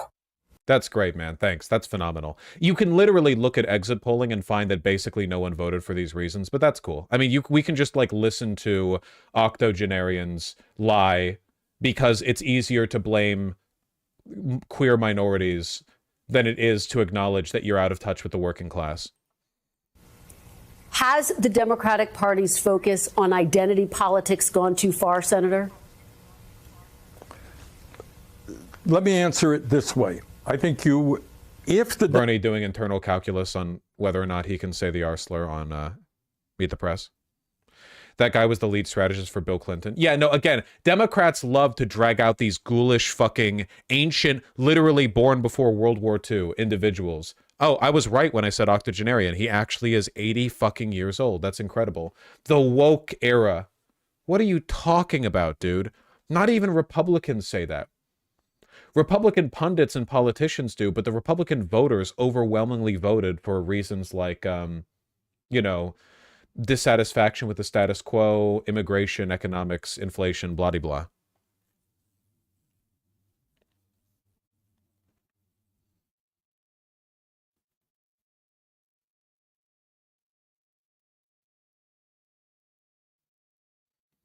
Like, you guys understand that Trump just won with a team of campaign advisors that have not been working in politics for 40 years, right? Like, Donald Trump's campaign advisors weren't people who worked with, like, Reagan for the most part. There are some, but overwhelmingly the people around him, the people who are aiding him, are, like, Heritage Foundation ghouls and these, like, freak, borderline, like, celebrity content creator or the, like, celeb lawyers. Like, he's just... James Carville has lost most of the races he supported. It's ridiculous. That's great.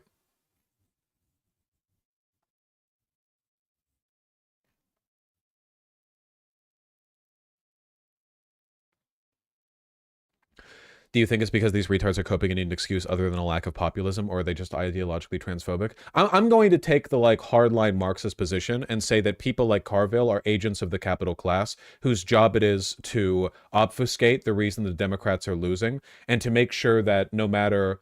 like whatever lessons we learn from this, do not let it be pro-working class.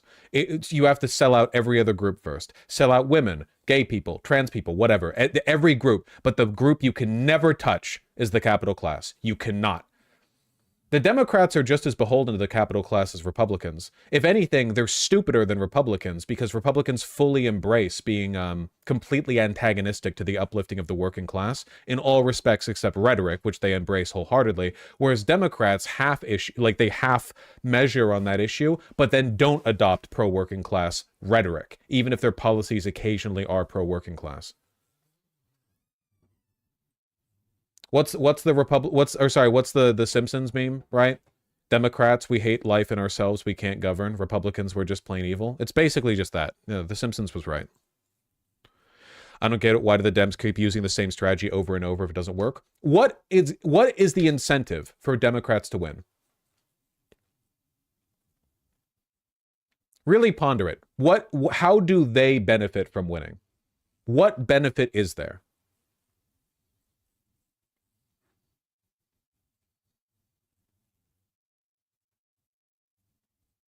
Power? Power for whom? The capital class is in power no matter which party wins.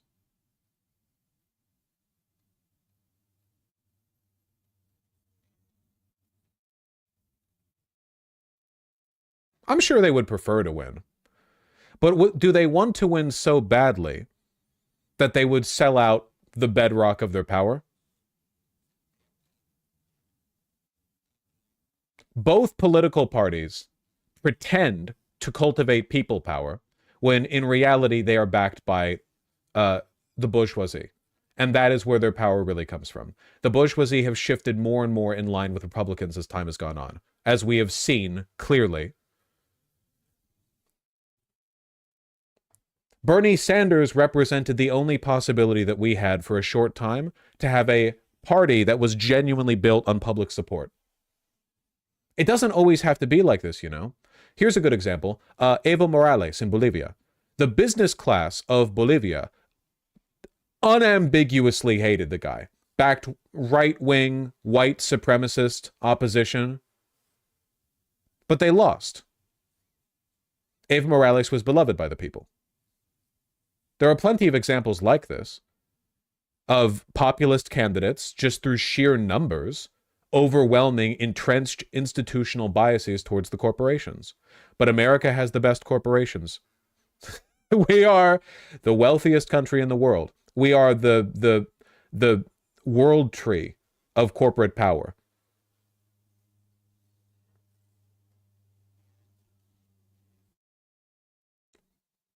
So it's harder here.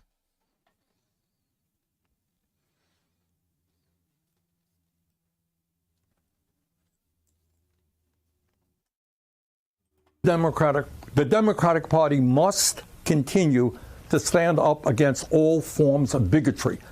And Democrats should hold their head high in saying, we led the fight for women's rights and to protect the woman's constitutional right for abortion. We led the fight for civil rights, for gay rights. That is something we should be proud of. But it's not either or, Chris, and this is the problem. You can do both. Yeah, you could say that I'm for raising the minimum wage to a living wage, guarantee health care for all people, expanding Social Security. And by the way, I also support a woman's right to control her own body. Again, just keep in mind about this man being right about everything. The fact that Medicare for all would be objectively better in every possible respect except for two insurance companies is, again, a fact. It is an empirical data point. It can be measured, studied, it can be evaluated, it is scientifically testable, and it has been tested. Why then does every Democrat not simply support the objectively best policy? Because they are told by the wealthy not to. That's it. Don't fall into the anti-Marxist, the liberal paradigm of, well, all of these Democratic congressmen, senators, political candidates, pundits, politicians, they just haven't seen the objective data. They just haven't seen it, or they don't believe it, or they just for some reason think it's better that we get worse outcomes for more money. No, they don't. They're not acting ignorantly, at least not most of them. They just know who pays for the fucking apparatus. You know? They're just lying. They're all lying all the time. I remember when most people supported M4A and libs tried to spin it as they don't know how much it's going to cost, even though it's literally cheaper. Yeah, because they were lying. It's a gigantic, like, to those of you who balk now at how the entire Western media apparatus is complicit in lying over and over and over again to defend Israel and therefore the military-industrial complex investments that it represents, they've always been doing this. Always. How are you going to pay for Medicare for all? It's cheaper than the current system. A yes and no question. It asked and answered. Did it change anything? No. Vosh, I do think some are blinded by ideology rather than lying. Your voters are. For the most part, the people up on top know perfectly well what the game is. And people who are telling lies are often trapped in like an elaborate web of self-rationalization where they don't feel like they're lying. Like maybe a lot of people who understand that Medicare for all would have been cheaper were saying stuff like, well, how are we going to pay for it? Because the shift from private funding to being paid for by raised taxes would have like, well, then you have to raise taxes. Okay, well, the taxes that are raised will be less than the amount you were already paying for your private health insurance. Okay, but then we reset the conversation. Like they construct this like elaborate asked, answered, and asked again system where they can think that they're being honest, but like, you know, let's not be fools. Etc. It's not either or, it's going forward in both directions. You know, I've been speaking to some Democrats who are concerned because now President-elect Trump has beaten 2 women candidates, and their concern is that it will make it more difficult to nominate a woman candidate in the future. Do you share that concern, Senator? No, I don't. I think it's not a question. Look, I'm not going to deny that there is sexism in this country, that there's racism, there's homophobia. It's there. But on the other hand, I think what the American people want to support, whether it's a woman, a man, a black or a white, or Latino, whatever, is they want to support somebody who is standing up, Kristen, and fighting for them. People are in pain. People are hurting. They can't afford to go to a doctor. They can't afford to send their kids to childcare or to college. They're worried about future generations and what kind of standard of living they will have. Here is the bottom line, and it has to be dealt with. You got an economy today doing phenomenally well for the people on top. It is not working for the working class. All right? How do we address those issues and in the richest country on the history of the world, create an economy that works for all? That is the issue. And by the way, what Trump did in his election... He's very good at centering the conversation. It helps when he actually believes in something, yeah. ...is to say, I know that you're hurting. By the way, notice how even though he's been repeating the exact same talking points, basically verbatim, word for word for 8 years, he doesn't sound anywhere near as much of a, like, consultant class stump speecher as Kamala Harris does, where, like, Kamala Harris begins the first word of what will be 17 sentences and you're already rolling your eyes because you know that everything here is just this, like, soulless, pre-planned. Meanwhile, it comes across as authentic for him because he actually believes what he's saying. It's a critical difference, actually, believing what you're saying. And the reason is they got millions of people coming across the border illegal. They're eating your dogs. They're eating your cats. He gave an explanation. It happened to be a pretty crazy explanation. Yes, we got to strengthen the borders, but that is not going to raise wages for working people or provide health care to all people. The Democrats need an explanation, and that explanation is corporate greed and the power of the billionaire class. I know that's uncomfortable for people in the Democratic Party, some people, but that is the issue we have to address. Senator, quickly before I let you go, I do want to ask you about the Supreme Court. Some Democrats behind the scenes quietly talking about the possibility, should Justice Sotomayor step down, to allow President Biden to appoint someone who's younger. She's only 70 years old. Is that something that you would support? Do you think she should step down? No, I don't. Have you heard any talk of this? A little bit, yes. I don't think it's He doesn't want to comment on this. He's trying to stick to his message. Sensible approach. And you don't think it's a sensible approach? Correct. All right. Senator Bernie Sanders, thank you very much for your time this morning and your perspective. We really... Yeah, they might just block her replacement at this point. Maybe. Top Senate Majority Leader candidate John Thune announces he is open to fulfilling Trump's demands for rapid appointments and stonewalling Democratic judges before Trump takes office. Yeah, that sounds about right. All options are on the table. Yep. Yippee! Anyway, I guess the message that I'm trying to hit home with this is that the Democratic leadership is about as evil as you could possibly imagine.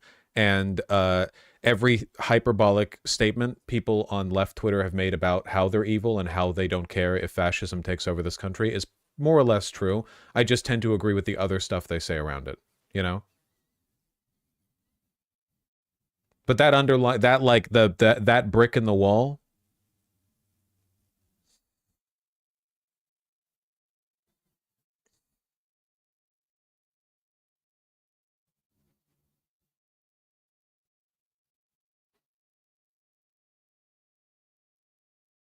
It's like California, Maurice Frick.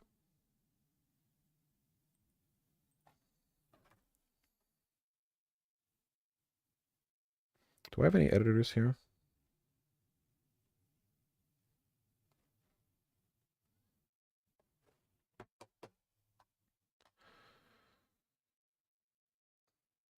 Editorialized, but have you seen this? Apparently Harris emails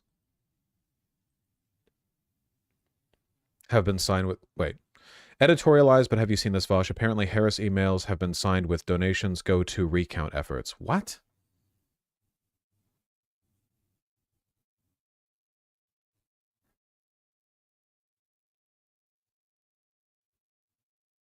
I don't know. She conceded. What's being recounted?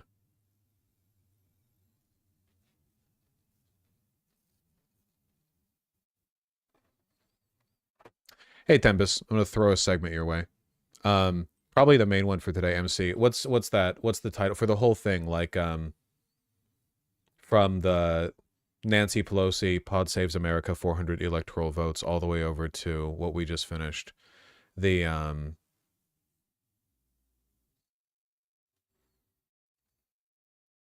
Biden condemned this country to Trump. Biden and the Democrats doomed us all to Trump.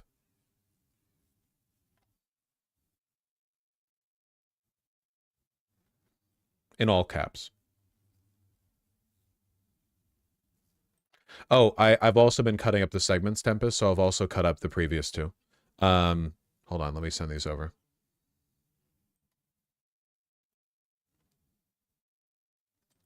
There we go. Blue MAGA. The first segment was Blue MAGA.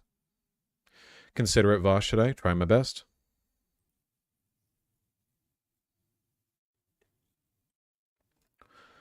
"4chan meme text about the average Trump voter, Vosh." Yeah, I saw this. Thana going platinum on Twitter. Congratulations, Thana. "I just voted for him because he's going to kill Obamacare. I'm unemployed and Obamacare fucking sucks. I'd rather just have the ACA by itself instead of this communism shit. Obama is the ACA. It is literally keeping you alive, retard. You voted to take away your health care. Look it up. It's true. Why the fuck do people have two different names for it? Obama equals bad and affordable equals good. I fucking hate Democrats. That rules." So now we're testing chat's consistency on the Schadenfreude thing.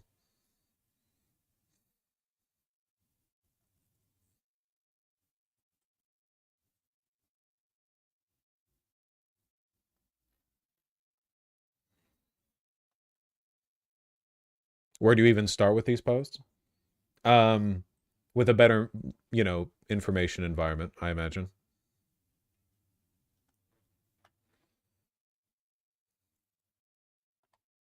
Potentially more.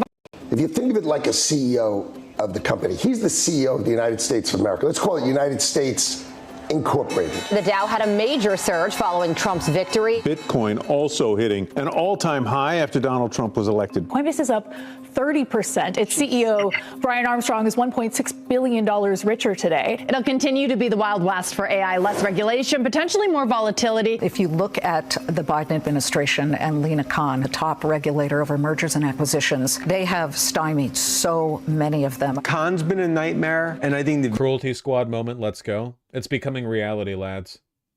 Infinite immortality, and everyone's unhappy. view is with her out, it changed the whole landscape. There'll be no more big is bad mentality. With Trump's antitrust regulators, mergers and acquisitions are about to come back in a big way. Much less competition, meaning bigger profits, meaning big gains for shareholders. We saw phone calls from Tim Cook, from Sundar Pichai to Trump ahead of this. They're already congratulating. The entrepreneurial spirits have awoken the animal spirits.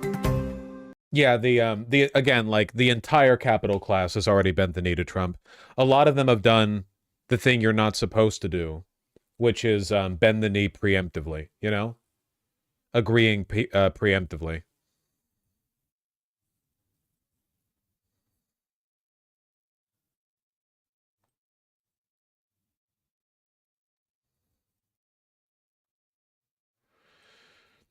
Jennifer Abruzzo says if the Fed stop having employees' backs, I think workers are going to take matters into their own hands. Mm-hmm.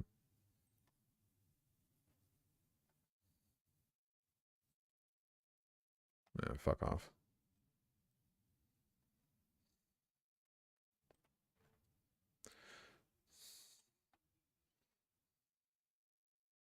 Donate to the DCCC recount form. Yeah, I wonder what recount fund? I don't get that.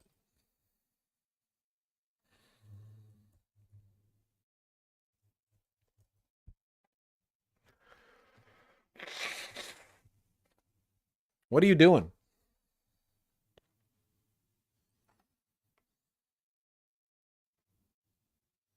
They're grifting just like MAGA? Yeah, probably.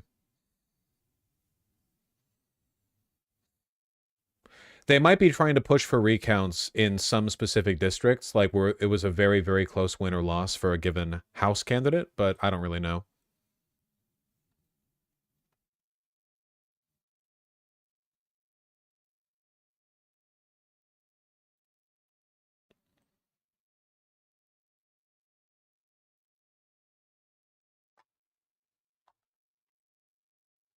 Dude, it's all rough today. We need to take a fucking break.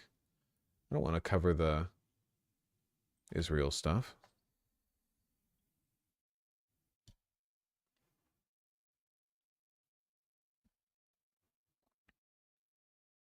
It's been rough all week. Yeah. Biden will go down as one of the worst presidents in history. Like there with James Buchanan, Franklin Pierce, his legacy is forever tarnished. It's definitely not going to look good in the history books, you know? Donald Trump was an incompetent fascist, which history will not look upon kindly. And then Biden won, and then he insisted on continuing to run again, even though internal polling said he'd get blown out. And then he spitefully fucking threw the race by handing it off to Kamala, even though there was a good reason not to, and then so on and so forth. Yeah.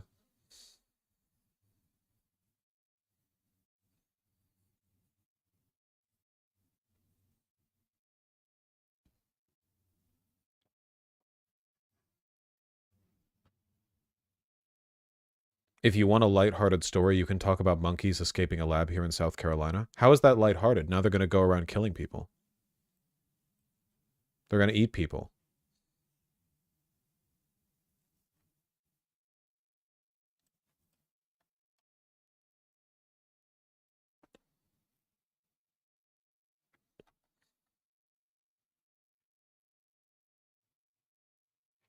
They're just chilling in the forest? Maybe.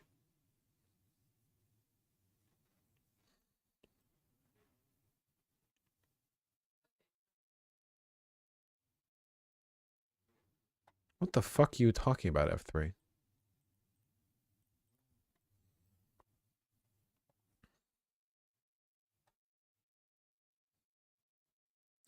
Would you be up for doing a dedicated stream that's just fashion critique of user submitted fits? No, because the only people who would submit fits for me to critique would be like really parasocial people. And a lot of you would kill yourselves if I gave an honest opinion of your clothing. Also, for one, a lot of you are women and dress like women, and I don't have any opinion on women's clothing. Not really, at least. And also, like, people get weird about that shit, you know?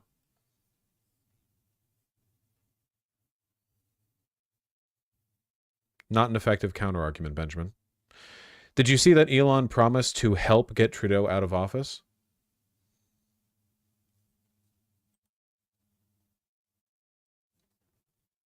No, and neither of you.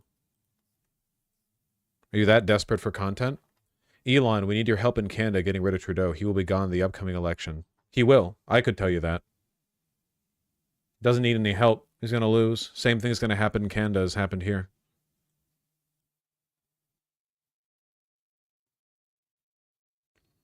Son of Ra, that happened months ago.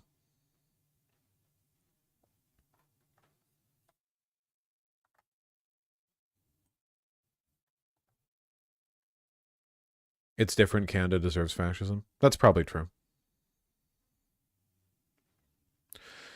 Can we at least try to not resign ourselves to the fascists taking over my country? That's such a Canadian... You fucking... I can do... Shut up! We just lost to Trump. can we not acquiesce just yet? It's Trudeau, man. He's gonna lose. You can believe what you want. Why is Trudeau losing? Same reason liberals in America have lost. Is Pierre Poilievre as bad as Trump? I thought he was just a common sense conservative type, not a fascist. He's not as bad as Trump, and he doesn't have the same like apparatus around him, but he is a supporter of Trump. There's no such thing as a common sense conservative.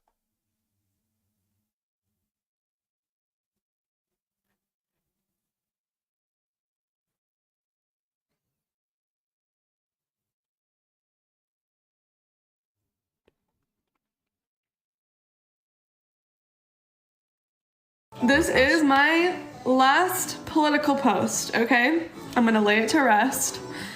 Let me just tell you guys.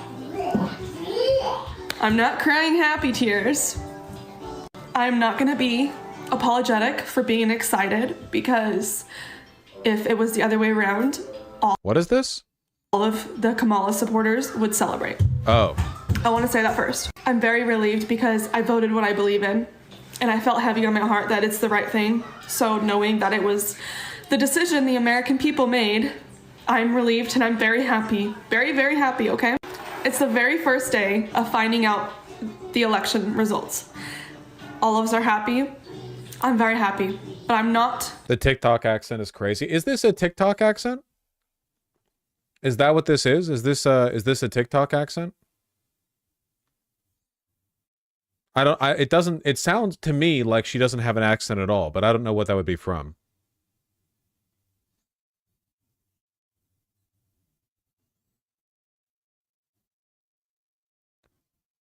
She sounds white? I don't know. Well, we'd have to look at her to know for sure.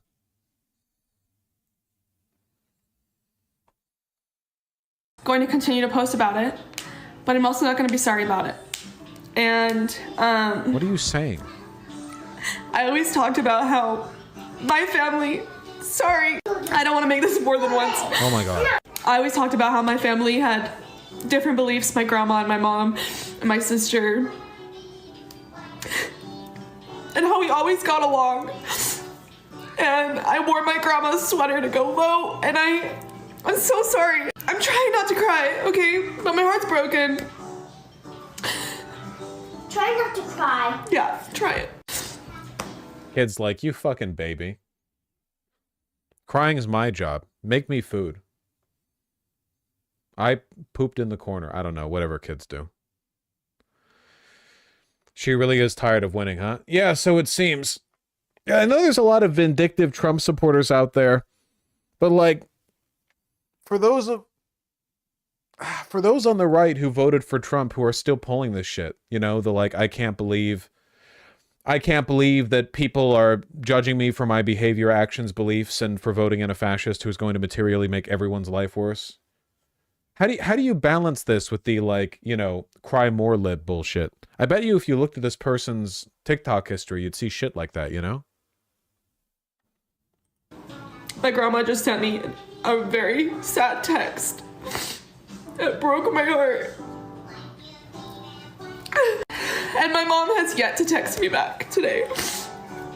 My point of making this video is to say that I am super fucked up, like demographically speaking, for this mother's mom and grandma. So a grandma and a great grandma are both pro Kamala, and she is the one who's pro Trump, you know?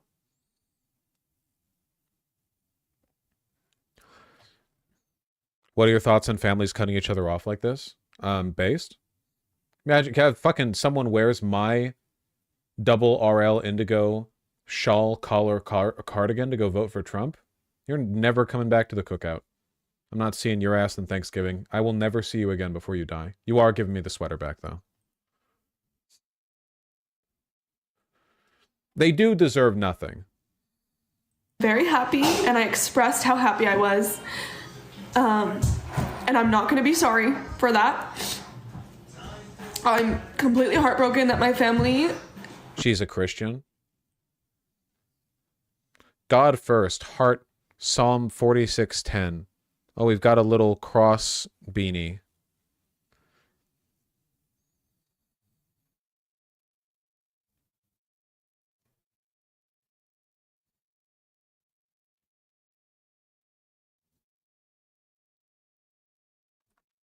Minecraft magnetic building blocks.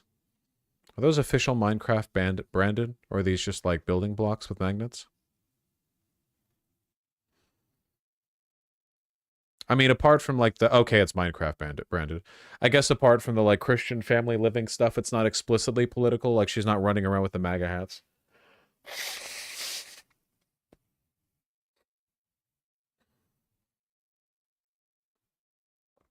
Wow, literally 0 views. Well, I think it's because I'm not logged in. Oh, no, wait, this one does have views. There's no way these all have 0 views. That's just like a count error or something.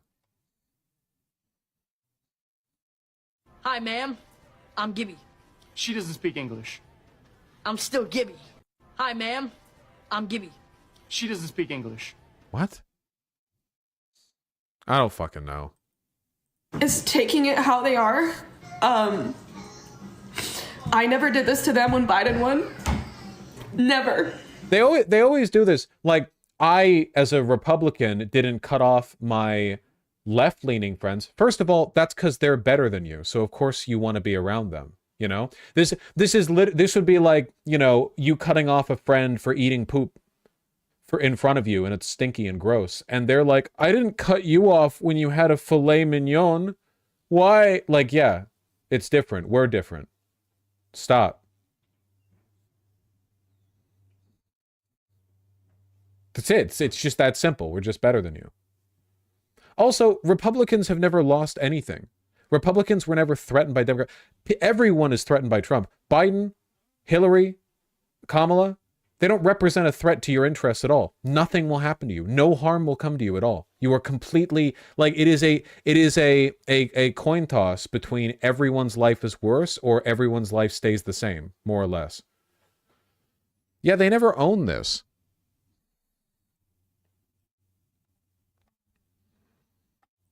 But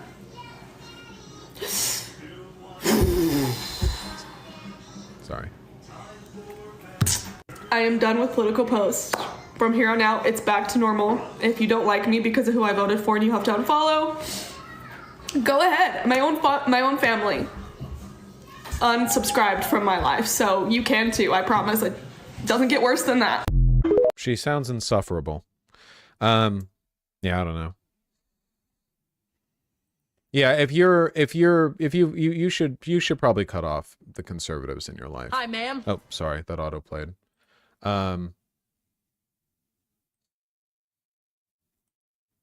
Unless you're like dependent on them financially. I'm Gibby. I'm Gibby.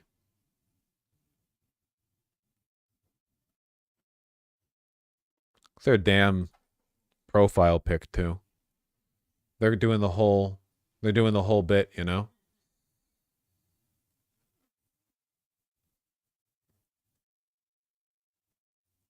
Well, no, Thana, this lady ain't reading salon articles, I can tell you that much.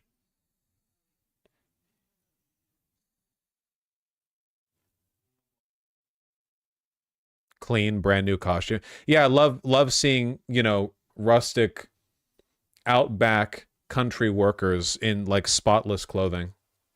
Classic. Oh, whatever.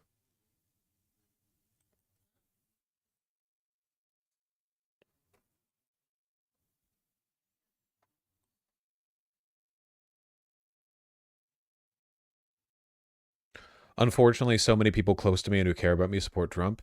I get that, 53 Vashatron, but, like, do they? Look, it is possible for a person to vote for Trump and then hypocritically continue to be supportive of, like, gay, trans, left-leaning, female, whatever, family members, but that is a logical contradiction in their mind that it's not your responsibility to resolve, you know?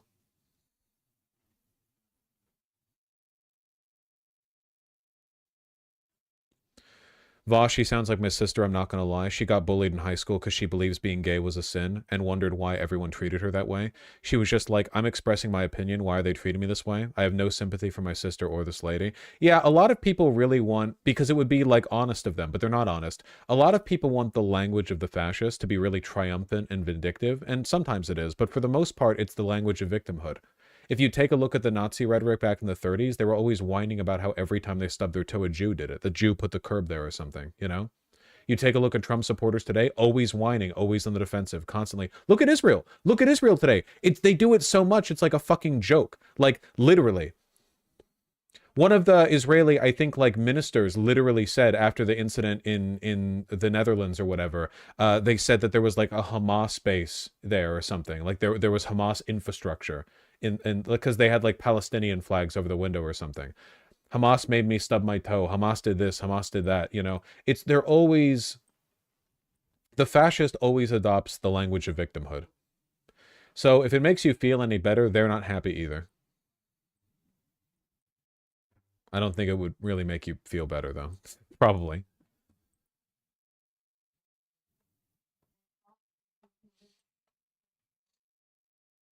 Dude, you need to see this blue MAGA coat. I really don't. And it's a Reddit post with 1 million screenshots. I really don't. Low quality content. You can do better. Have you read up on the new X-Urban trend? What are you talking about?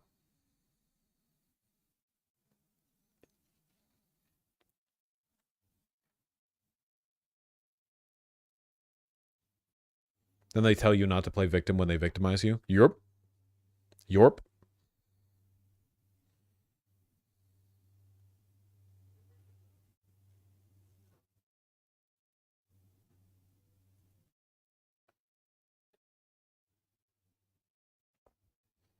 Basic bastard wardrobe. I don't know what you're talking about. Yeah, I'll take the bait. I'll like pivot from politics for a second.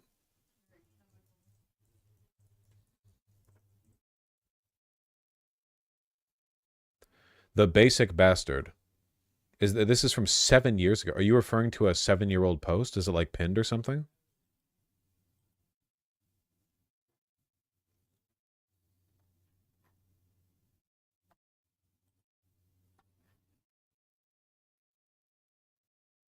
Oh, I have a feeling this is going to be pretty terrible.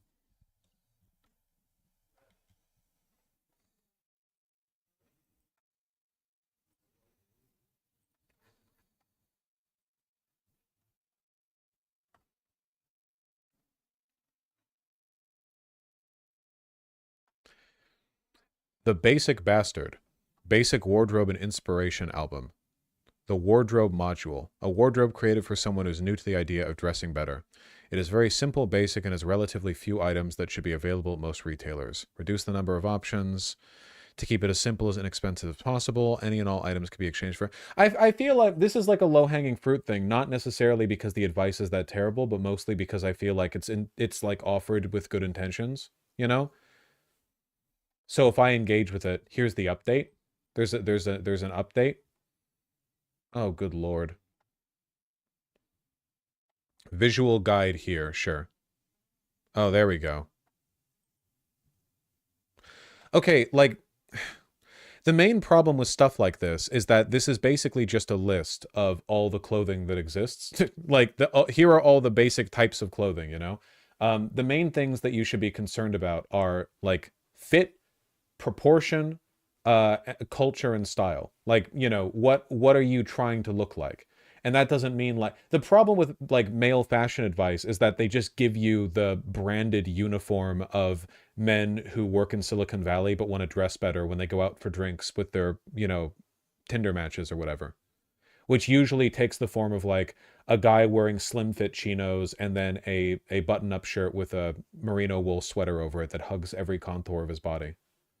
And a lot of this only really looks good if your body already looks good underneath it, you know? This picture is the same vibe as that awful Steve Harvey, every guy needs 4 suits bullshit. True! It really does, yeah.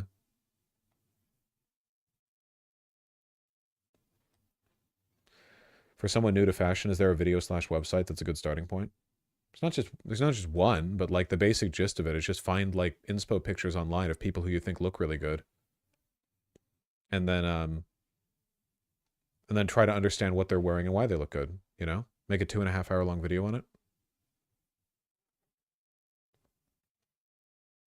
I mean, I guess the main issue is just that looking at this doesn't... The main issue with this is that nobody is having a personality conveyed to them through this information. It's just like a bunch of images of like t-shirt, white, comma, gray. What? What about like where's the personality? What do you want to dress like? What do you care about? What are you interested in? You know?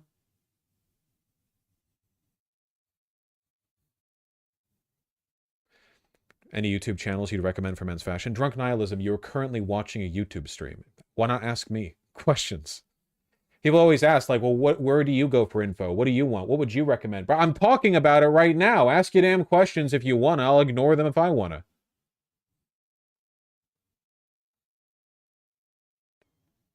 to. This is a very, like, orange tan pair of chinos right here. Doesn't even talk about, like, fit. Yeah, what do they have to say here?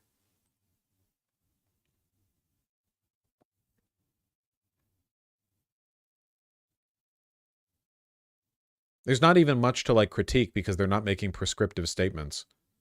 They're just, like, listing clothing that exists. How would you style super baggy clothes? There's no one answer to that. It's literally just, like, what type of clothes? What style are they on? What item of clothing, you know? You can't make general... Asking general questions about constructing an outfit is unironically like asking a painter, how do you feel about, like, blue? What colors do you recommend starting with? You know, do you think it's good to, like, put paint on the up or the, like, lower part of the canvas? Like, it doesn't make any sense. There's an artistry to it, you know? This is the equivalent of, like, listing the colors, you know?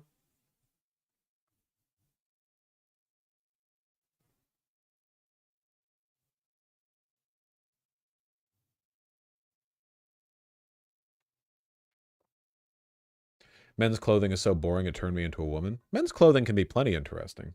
Main issue is just like those options aren't presented front and center. It's a dark orange, be excited.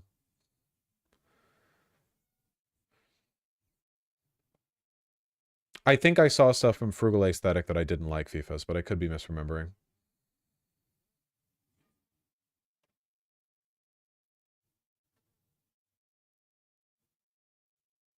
Like with painting, it's better to ask about composition than about color. There's things to be said about composition when it comes to fashion. Of course. Have you worn hemp before? Yes.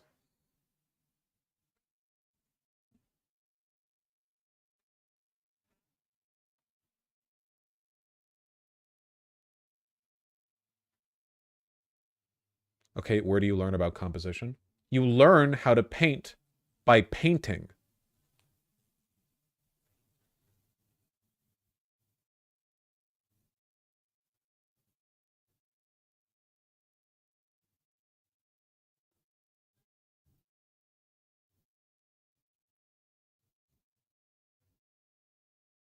There's a lot of shit, man.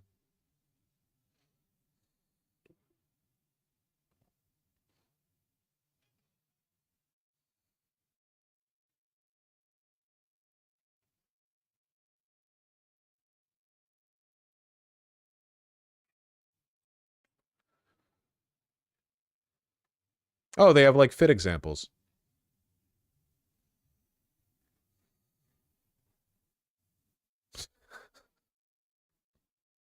So it's not how I would take a fit check. You can tell that this is an older album too because nobody wears sneakers sockless anymore.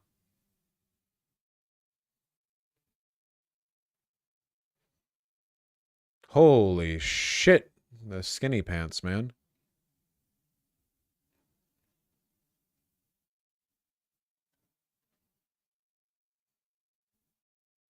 Well, this isn't a fit pic. This is just like, here's a cool shot of me.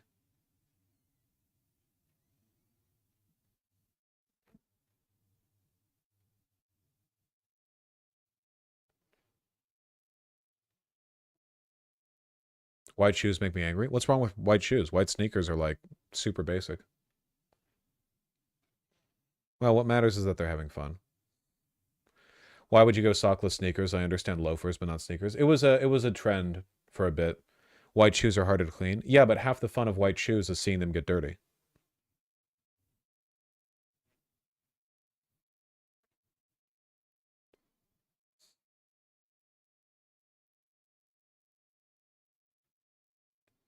White clothing in general sucks because getting a single speck of dust on it makes it look dirty as fuck. No, no, no. You just let it be dirty. It's fine.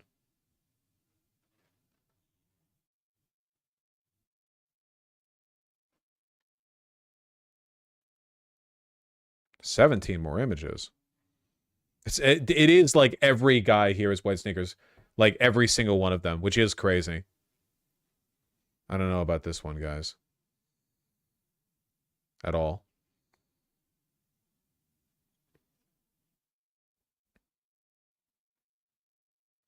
Where are the boots?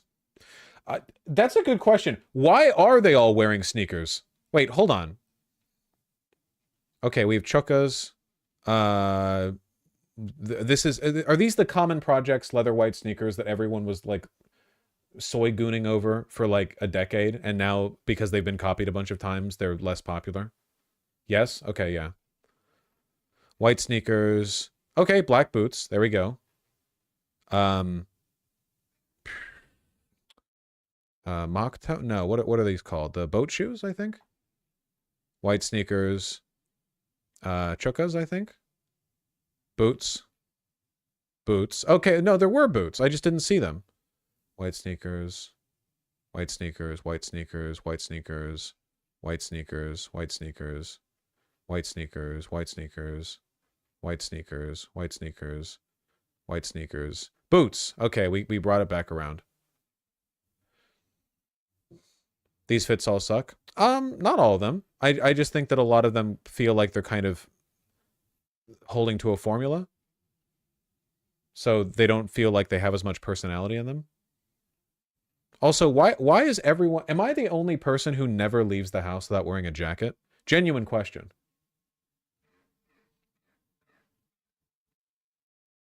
Like, even a light jacket, like a linen one.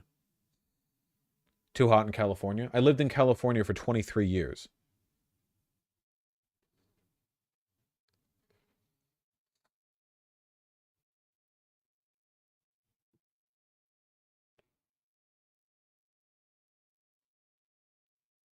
You're insane. It's pockets. I see guys walking around with like a t-shirt and jeans and their hips are bulging out like they've got a, what is it, a turd in the pocket? Because they've got their phone, their wallet, their keys and everything like bulging out to the sides. You know? Cargo pants fix that. Yeah, but people are too scared to wear cargo pants now because they don't want to be associated with like that kind of guy who wore them back like 15, 20 years ago. Why not just a small bag that goes the fit? Men don't wear bags because they're cowards. I'm not saying I oppose it. Everything's so skinny. This really is a 7-year-old inspo album. Look at that. It's crazy. Everyone's fit like perfectly hugs their body.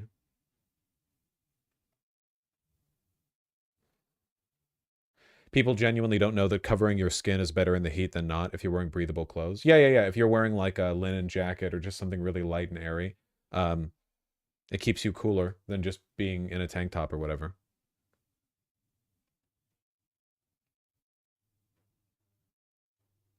Is that a blouse on? I don't think that looks very good. That specific style. Oh, with the white sneakers, man. It's crazy.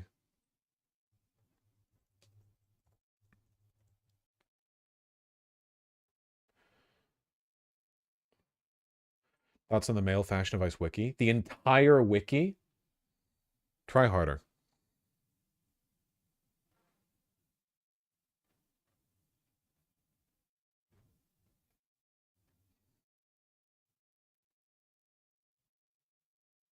Don't people post like fit pics?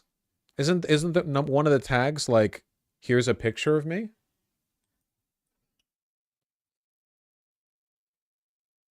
Top of month? Not safe for work, not touching on that one. They're not even pictures.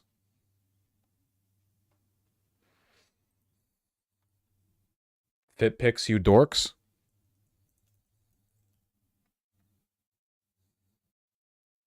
+190 followers.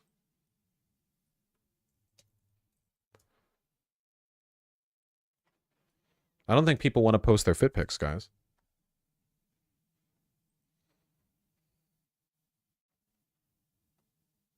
Oh, male fashion has like all pictures. That's men's fashion or male fashion, apparently. Both of them? So men's fashion advice is just for betas who don't want to post the pics?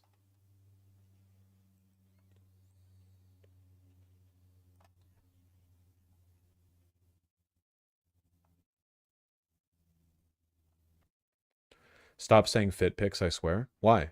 Fit pictures, like your fit, like posting your fit, a pic of your fit. Oh my god, multiple pictures? Oh my god, the flat cap? Hell yeah, man.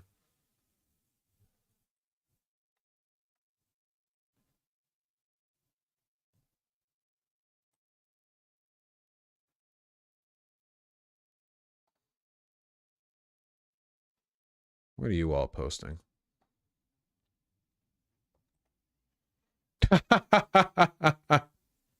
Of fucking course.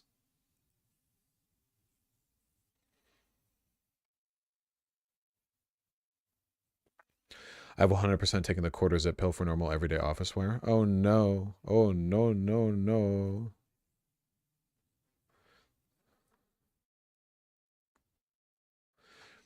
And my company collared shirt under quarter zip is the cheat code for exec bro. The problem you're going to get with any Reddit-based fashion subreddit or whatever, and like fashion discussion, is it's going to be largely people in the Bay Area who are posting.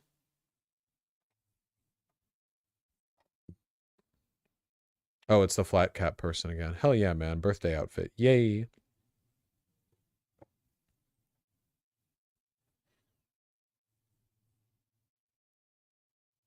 That's nice.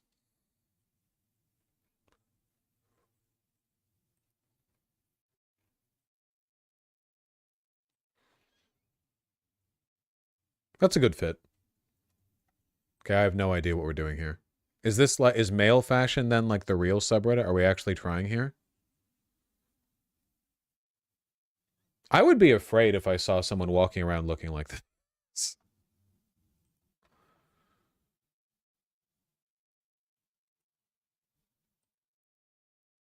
Honestly, goes hard as hell. Big men fashion advice has better picks and discussions. Big men like fat? You're not fat. I guess you're chubby. You're the same person! This is the flat cap person. You're in every fashion subreddit.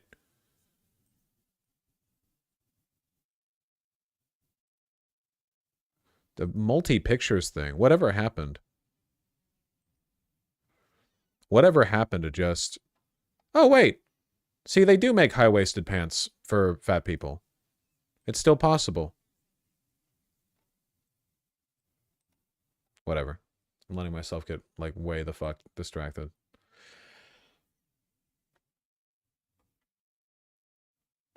Yeah, it looks way better on him. Yeah, because your belt line goes up to, like, that outermost point of your stomach rather than letting your stomach fold over the belt. Vosh, you got to cover this? That's probably not true.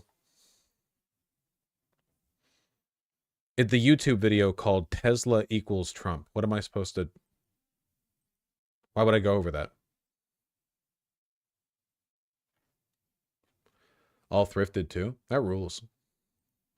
Okay, the male fashion subreddit seems to be entirely dominated by this one guy who just posts like insanely hard.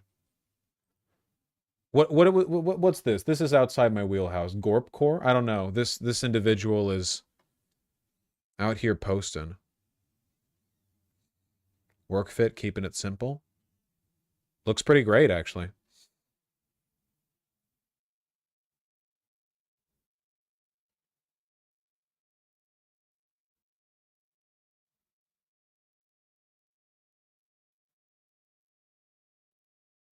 Gorpcore is hiking stuff? Okay, then I'm misremembering. It's like the same few guys posting over and over again. That rules. Found this pic from a Fit meetup a few years back. It's kind of funny, but they all just look scared to be there. This kind of illustrates the issue that I have, I guess, with the... Hold on. Is this from Reddit or 4chan? Fit. Oh, fitness. Wait, fit or fitness? Isn't fit fitness? Renarchy, explain. This is from 4chan?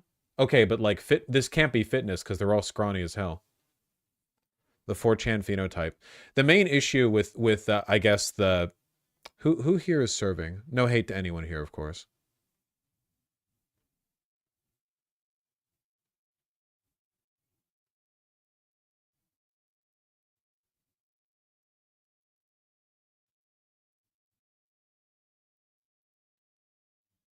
That's a tough one.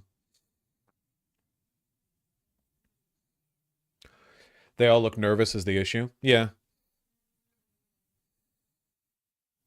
When you wear clothing, you have to think about, like, in a cohesive sense, what it is you're trying to present about your appearance and what impression you're trying to give off.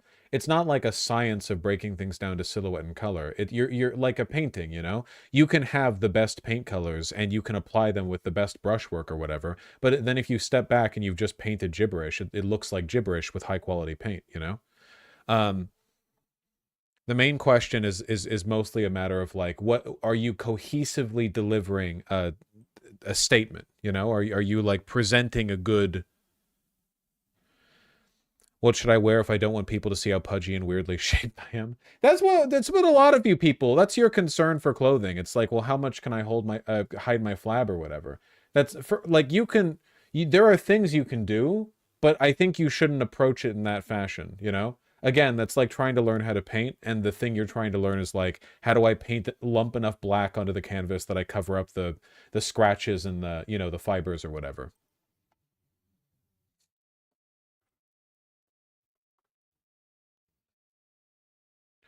Why do all their clothes fit so badly? I don't think their clothes necessarily fit badly. I think that what we're seeing here for the most part is a failing of the super ultra slim fit obsession that was much more prominent like a decade ago. Not a good idea, you know? It's like everything hugs the body so closely. This blazer doesn't look like it could even button up. This fits the same way that a shirt would. Same with this. Like, everything's so tight. There's no, like, shape and drape. There's no cohesion or aesthetic. Remember, a big part of looking good in your clothing is looking comfortable, because you're trying to present like an elegance or a casual comfort. If you look like you're try-harding and stilted and you're like stiff and you can't move your arms around and so on, then you look like you're trying super hard, which kind of gives the game away.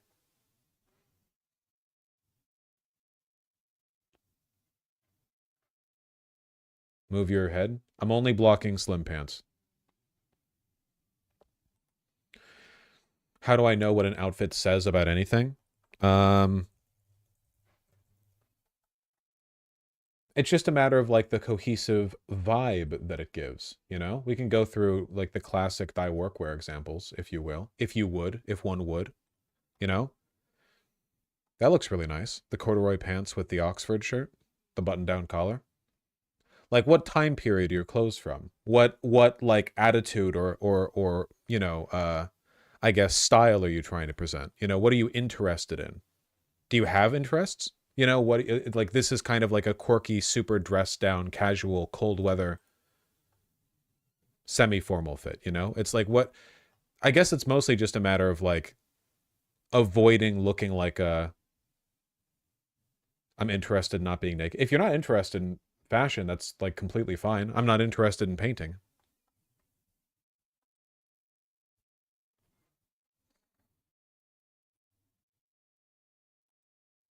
Hell yeah. Being punk used to mean something. Being Ivy used to mean something. Now we just have Tucker Carlson.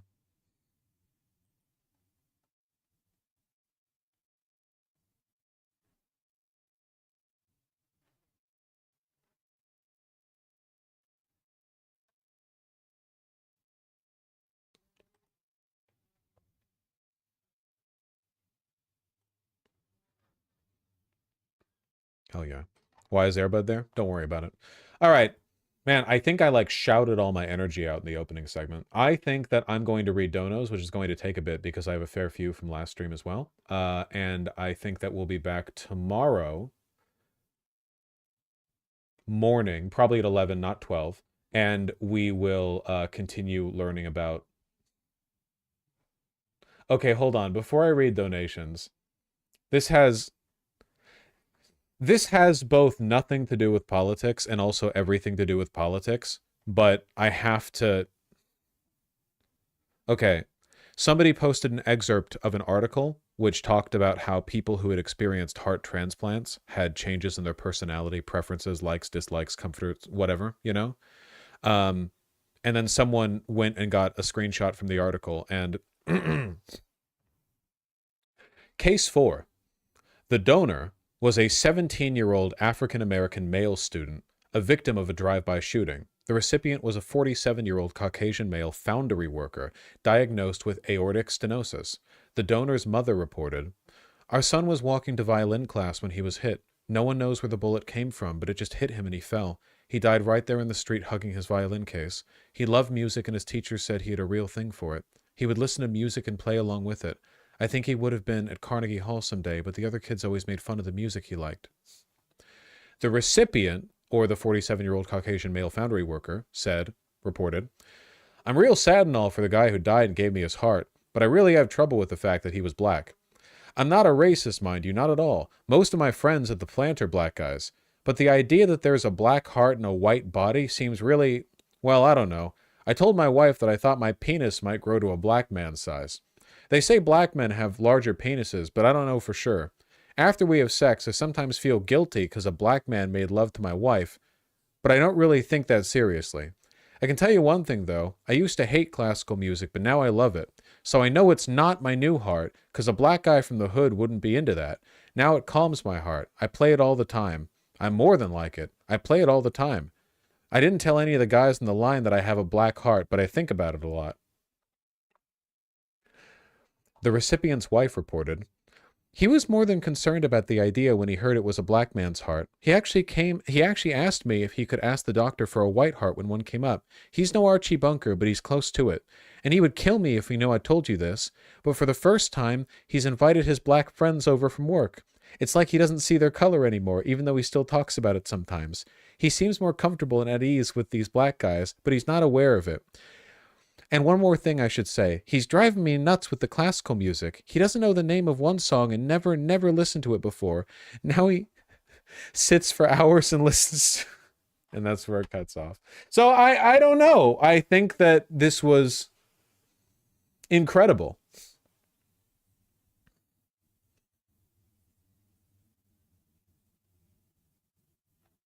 I don't have any like medical prescriptions to make about, you know, the science of it or anything. I just this right here is, I hope, and I think a lot of black people understand this, but this is genuinely like 1 in 3 white people just have a stream of consciousness running like this in their head, you know?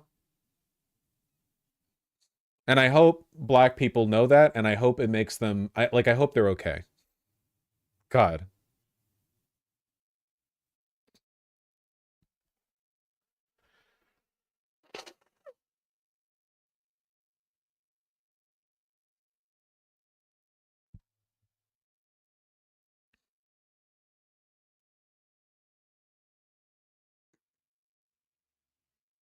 Medical prescriptions is, that guy's a dumbass. I mean, he's really funny, though. Anyway, I'm going to read donos. Really funny. Has to be fake? Maybe. But if I look it up and I find out that it's fake, that would really upset me. Because it's funny. So I would rather live with the ambiguous... You know, I would rather kind of exist in the stasis. Heyo Teo, thank you for the tier 1 sub. Really appreciate that. Sobal, thank you for the 5. Sparkle Dog, thank you for the 5 as well. Maksh, thank you for the 5. Hi from Ukraine, Vosh. Just want to share my frustration after seeing news about Elon joining the call between Trump and Zelensky. Hope you're going to have a nice day. Me too. Yeah, me too to both points. Appalachian Anarchist and French Roll 5, thank you for the $5 both. Really appreciate that. Yeah, it sucks, French roll. Rennie Tin, unintelligible series of letters and numbers, 777, and Saphira Lucifera, thank you for the tier 1 subs all. Really appreciate that, 777. Bull Cipher, thank you for the 10 tier 1 subs.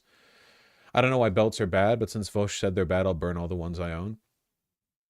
I think that belts, so skinnier belts are more formal, thicker belts are less formal. I think that belts look best with workwear if they're thick and informal, because like wearing them with jeans or wearing them with like you know, duck canvas pants or like double kneed carpenter pants or something like that, because it kind of communicate like, so this is what I mean about like understand what you're communicating, right?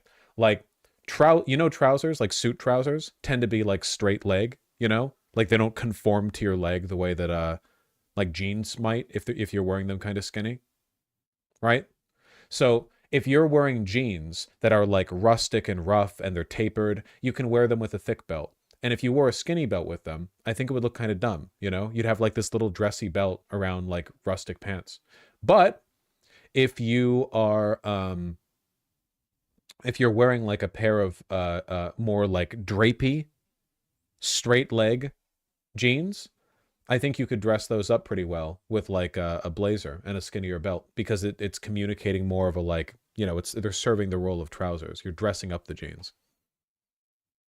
It's consideration. Space Carnation, thank you for the 10 bucks. Thanks for speaking about how dumb it is to throw trans people under the bus. It's just nice to hear someone loudly say it. A lot of BS out there lately. Absolutely. Not giving up that point.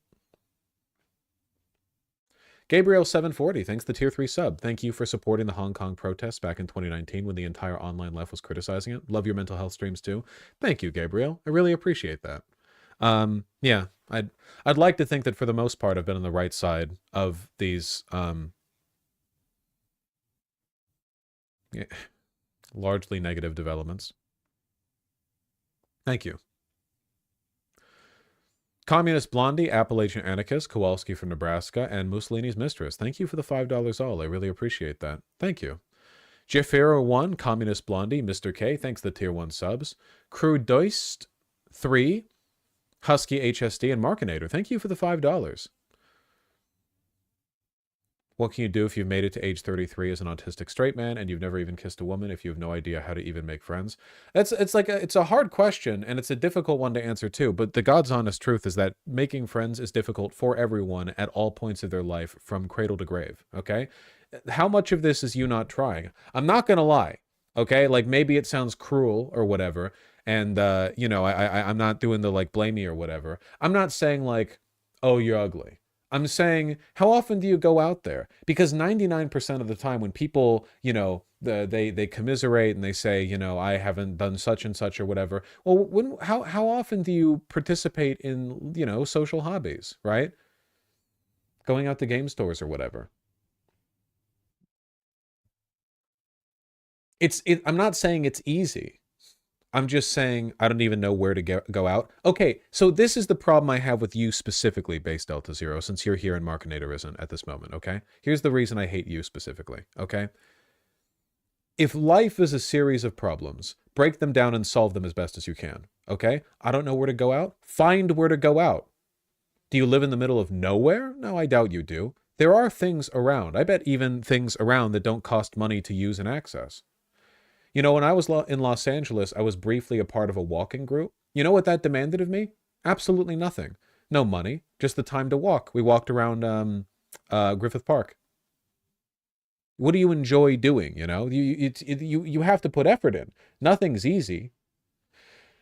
One of the biggest like misconceptions that people develop when it comes to social, you know, like being socially successful is the idea that making friends is a thing some people are just good at and some people are just bad at. And that's bullshit. It's a skill set like literally everything. No one's born good at painting or dressing or talking, you know?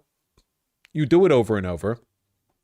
You practice, and you practice well, and you try to learn from your mistakes, and you get better at it. And when you're better at it, then it feels like you're doing it naturally. Bavash, I live in northern Greenland. I can't help you.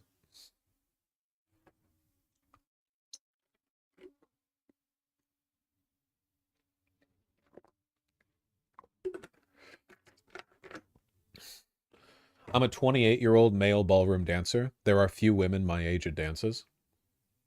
Well, you don't have to. Well, first of all, you can date outside your hobby, but also, like, your age? Are there not, like, 24-year-old female dancers? Just don't go to TikTok with your, my girlfriend was born 3 months before me. Is this a problematic age gap bit? But, like, if you, like, 28's old in like, a company dance group, yeah.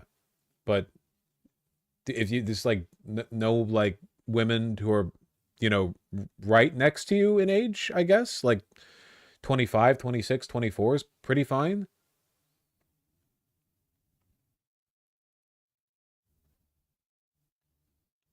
I run into this problem as a 26-year-old with no friends. I keep going to places and talking to people, but they think I'm weird for talking to them.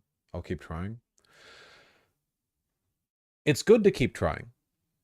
But, like, what places and what people? Sometimes it is weird to just go up and talk to people. There's a very complicated, set of expectations that aren't necessarily intuitive.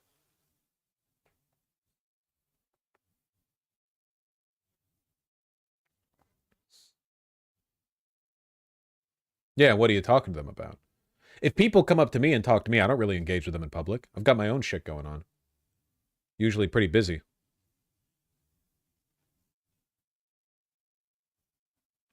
You're correct, Mecha Bouncy Bunny. It's really important, if you're socializing with people in person, if you're interacting with them, if you're trying to make new friends, you can't approach people thinking like, oh, if I nail this convo, we're going to be friends. You don't want to think about it from that perspective. You don't want to throw the other person into a very sudden, very, like, aggressive, you're now in the friendship communication zone, like we are now assessing each other's viability for friendship. You don't want to do that,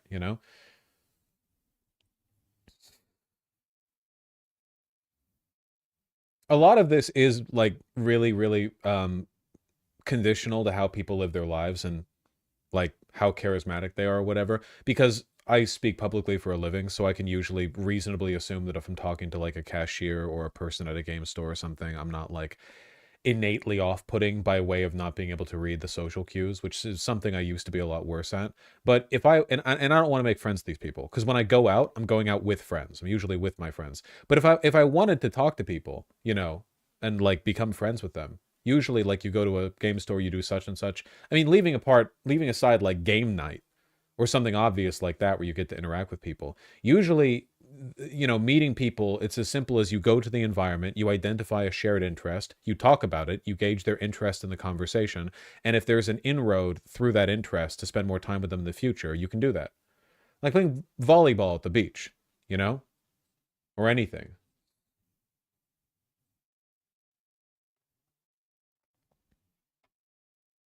Vosh, I went out alone yesterday with the intention to socialize and have convos. And while I had some weird, not great interactions, I also met a really cool chick and we hung out / swap numbers. Nice! That's wonderful. Well done. Okay, now I'm taking too long on this. I gotta run through the donos. Hullabaloo and how do you do and Schmel, thank you for the $5. Vosh, how do you justify your claims the entire capital class consolidated around Trump when Kamala had more billionaires supporting her than Trump did? For one, source, I'm pretty sure I've seen the exact opposite. For two, it's a matter of what they say versus what they do. When billionaires support Trump, they're there with him on the campaign stage, dumping huge amounts of money into his campaign, preparing their industries to work within his administration. And then a liberal billionaire, what? Like who? Mark Cuban? Like what liberal billionaires? I don't even know what that refers to. Schmel, thank you for the 5. Ethiopianus, thank you for the tier 1 sub. 53 Voshatron, Teletech, and Sexed Dropout, thank you for the $5 all. Canada, thank you for the tier 3 sub. Really appreciate that. Jack DeBruce and Indy Jones 08, thank you for the $5 both. I really appreciate those. Diggy Souza, thank you for the 5. And Wormtown Girl, thank you for the tier 1 sub. Blunder, thanks for the $10. Money Button, also look at this one-eared squirrel I befriended at my local park. Ooh.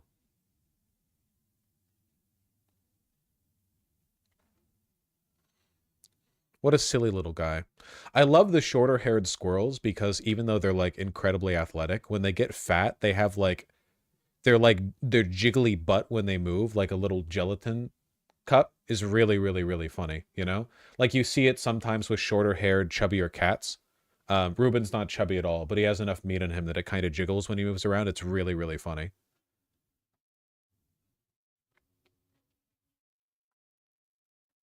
Hello! Don't you think it's kind of messed up to say people considering surrogacy that they should adopt instead of doing surrogacy? No? Just I should like I think generally speaking, yeah, if you can't conceive a child but want to raise one, adopting is probably a better way to go about that. I don't know how it's messed up. These beings are so anxiety ridden, holy shit. Yeah, I feel like it'd get exhausting. What a cute baby. Me. You're missing an ear, silly. What took that from you? Probably a coyote. Well, you're still around. You look healthy.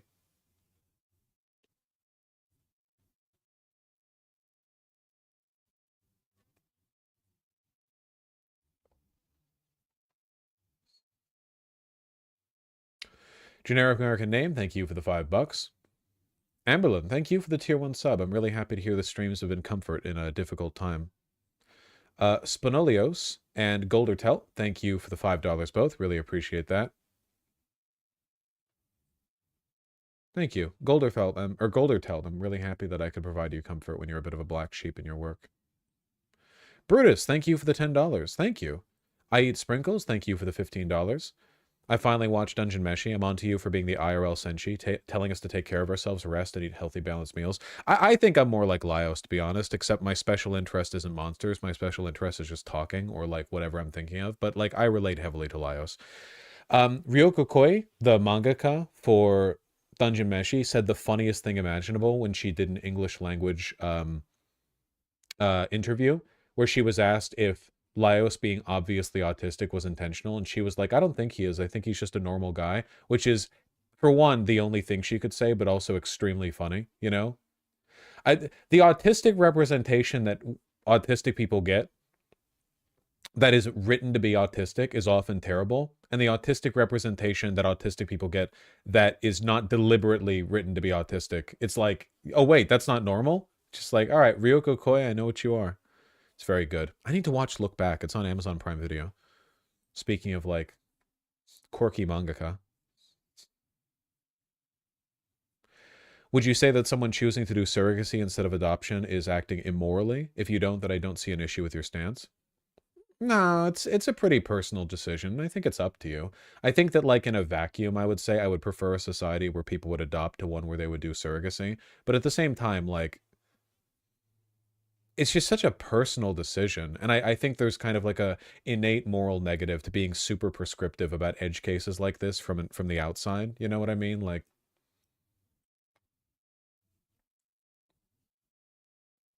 fucking hangnail. I'm never going to finish these donos. Quoteth, thank you for the $5. You might have to help your queer friends flee their family again, if possible. Teacup Chris, thank you for the insanely kind $50. I really appreciate that. Thank you. Haxor, thanks the tier 1 sub. Yeah, I need to get more into the German politics thing, 100%, for sure. Goldertel, thanks the 669. As someone in tech, I can confirm that other men feel very disenfranchised post-Gamergate. I'm trying to spread consciousness, but it's tough. We fight on. Yeah, I do think that this is like the male disenfranchisement feeling is real. It's just not reflective of like an underlying material deprivation. That's a consistent position. You can have a group of people who are in a fucked situation due to like cultural forces and alienation caused by such and such, but a lot of it is kind of like filtered through a specific worldview that isn't necessarily derived from like literally how well are they doing in life, you know? And that's not the same as saying skill issue. It's just it has to be addressed in a different way, but it does have to be addressed. Gurness, thank you for the 2 gifted tier 1 subs, and Infinite Rain, thank you for the $10. Hey Vosh, I'd like to improve my rhetorical skills. Do you happen to know a resource or general tips? Perfect practice makes perfect, you know? Watch people who you think are erudite and sort of engage with that and try your best to speak well and speak in opportunities where you can, and don't get too down on yourself if you fail, because it's a lifelong process. That's really it, you know? Just practice. But don't get like too... The worst thing you can do with trying to speak better is like treating it like voice training. Voice training, like for trans chicks, you know, you're literally trying to change the tone of your voice. And that's a whole process of like very specific modulation of how you speak and the way you intonate and everything. That's a very deliberate process, and it's very mechanical too. But being able to speak well is more of a natural, free-flowing, smooth, you know what I mean? It's like the ability to improvise. Eventually, when you're voice training, you want to be able to do that pretty off the cuff as well, but it's two different types of... Ruben, what are you scampering about for? When he comes back, I'll try to grab him. All right.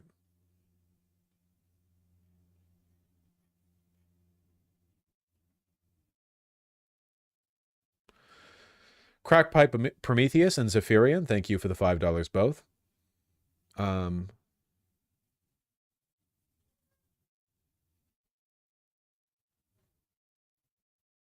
Did I read these?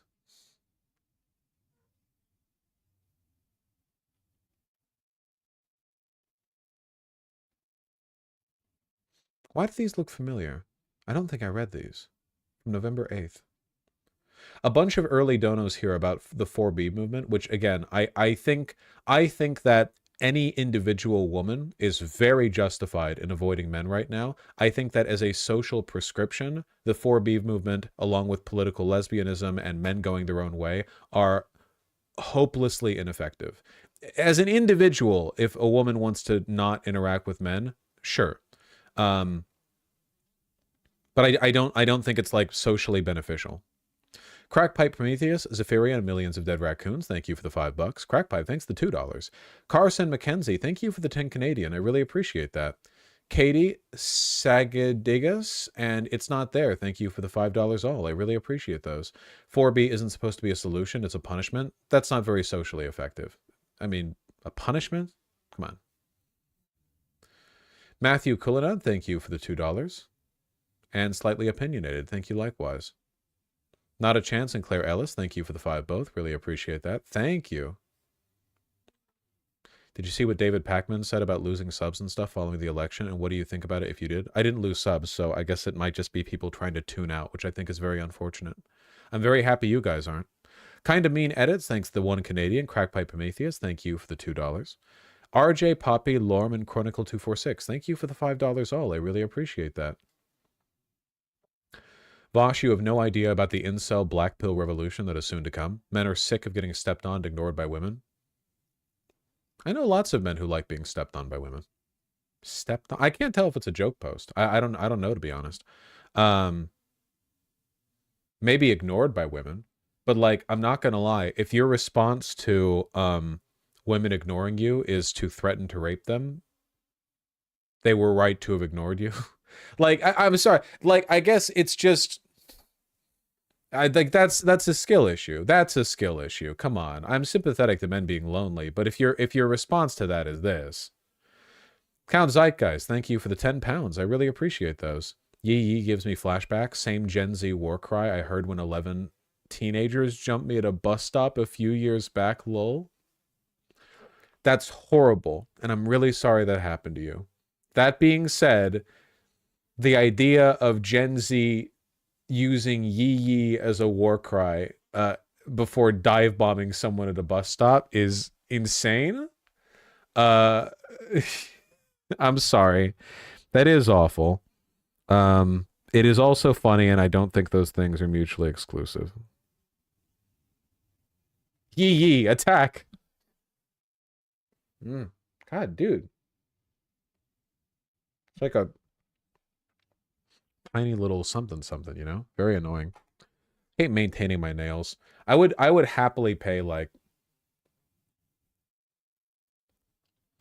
$2,000 for a magical spell that would just keep my nails at exactly the same length forever, which would be like very, very short.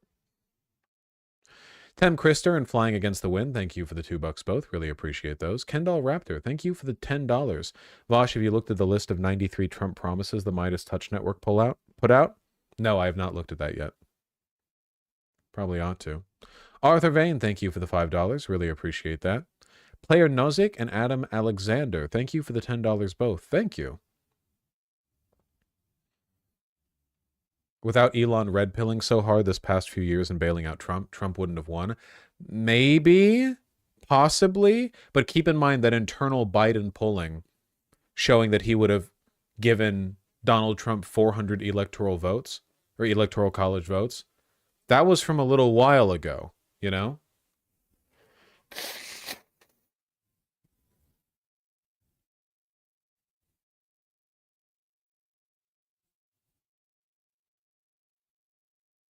We'll see, player Nozick. Paul K with the $20. Ratchet effect theory. The purpose of this Democratic Party campaign was not to win, but to frame popular dissent to support and protect capital. To an extent, yeah, it would seem so. I don't know how aware of it they're doing, though, or how aware of that they are, like of what they're doing. People are often shockingly susceptible to their own propaganda. Adam Alexander and Gabriel Garcia, thank you for the $5. And Real, hello, I'm Brazilian, but I'm very sorry for y'all. Thank you. Here's hope you're able to get through the dark times ahead of you. Me too, genuinely. Shits and Giggles and Pepe Lag, thank you for the $10 both. Really appreciate that. You should watch Shu's video. Maybe. Probably Shits and Giggles, yeah. The Breaker of Walls, thank you for the $5. How do you reach white women? Adam Halperin, thank you for the $20. Much appreciated. Mass deportations are not going to happen. Business interests won't let it happen. To an extent, I do think there is an element to that, yeah. It would be economically deleterious. But they might still be okay with it. LJ, thank you for the $20. Trump's first term, they instantly said the economy was great. All I heard was, the economy is amazing, you must be an idiot. First year and every year under Biden, our profits were 10 times under previous year under Trump. Yeah, I mean, people's assessment of the economy is and always has been completely vibes-based, for sure. 100%, yeah. Spedboy, the $20. Thank you. I might be wrong on this, but as a Hispanic, I feel like the lowering of votes for Democrats by Latinos could be explained by the fact that Democrat abandoned them. Harris never gave anything to humanize people immigrating to the U.S. For the most part, yeah.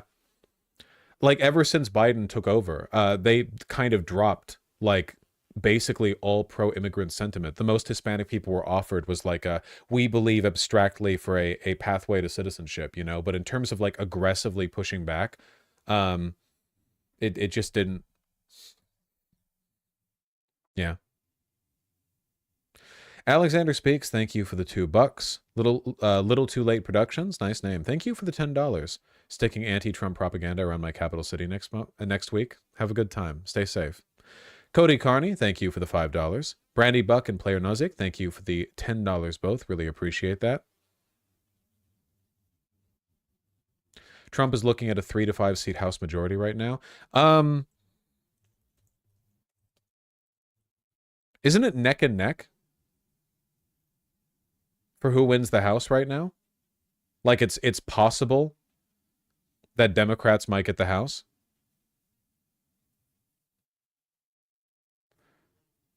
Very unlikely, though. I think it's like 90-10. But yeah, probably, yeah. At least it'll be slim. Andy Westcott with a very kind $20. Journalists haven't articulated that mass deportation means mass imprisonment for deportees. You don't just get dropped off in Colombia somewhere. We're talking about thousands of military prisons filled with millions of people. Yep. But again, no one, like, the alarm bells on this were not being properly rung. Not even close. Adam Alexander John Smith, thank you for the $5 and euros both. Really appreciate that. I have a pro-Trump Latina classmate with a shady migration history, but she's an anti-trans would-be trad wife. Is there any point in talking to that? I probably wouldn't talk to this person if I was being honest with you. Liz Button, thank you for the $20. Stayed up 36 hours for the election. Won't be doing that again. Why would you do that? What the fuck? You're going to be processing the downfall of this country in like a delirious state. That's insane. But staying alert for the next 4 years, count me in. You're wild.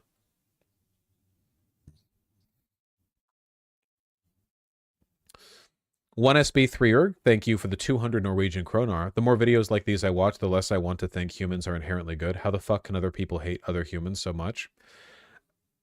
You hate them quite a bit, don't you? And you have a good reason for it.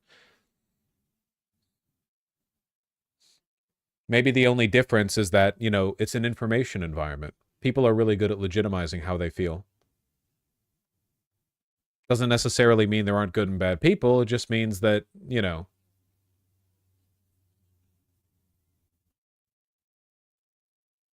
information environment.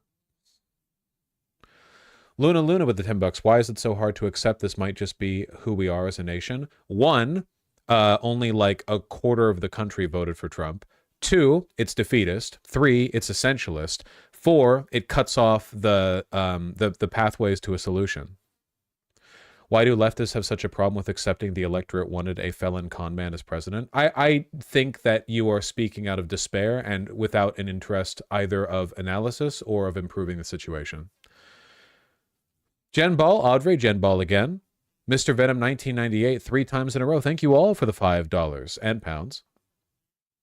Are we living in an era of post-liberalism? Yeah, but I didn't get the post that I wanted.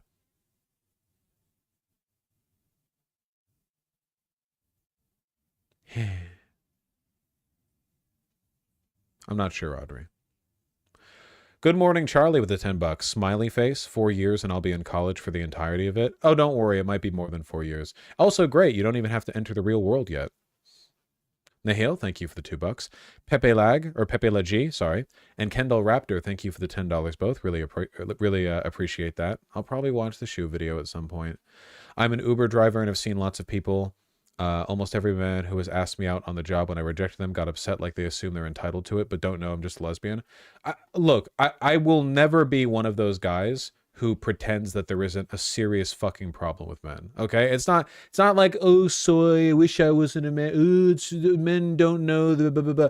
It's a dude. Literally, go on Grindr as a man. You'll see men interacting that way. Okay, a lot of men are just really fucking terrible. Like they're really presumptuous, and creepy and weird and entitled. Like there's just no. A lot of this is because they're lonely, but most of it, I think, is just because they have been taught their entire lives that their worth as a man comes down to how well they can just get women to listen to them, you know? And they hate women for, like, withholding their sexual attraction, so they think, like, you know, they get vindictive when they're turned down, that kind of thing. Mr. Venom, Jen Ball, and Woody FPV, thank you for the $5. Really appreciate that. I've been saying we need men to return to being protectors instead of predators for a long time. They're both one and the same. If you think there weren't predator men back in the 1950s or whatever, or when the code of chivalry was put in place, what were they protecting you from? The problem was worse back then. No. Because the dynamic, the protection dynamic, it presumes all of the underlying issues that lead to this. Pepe Lagi, thank you for the $20. Vosh, at least watch the shoe video from 23:10 minutes to the end.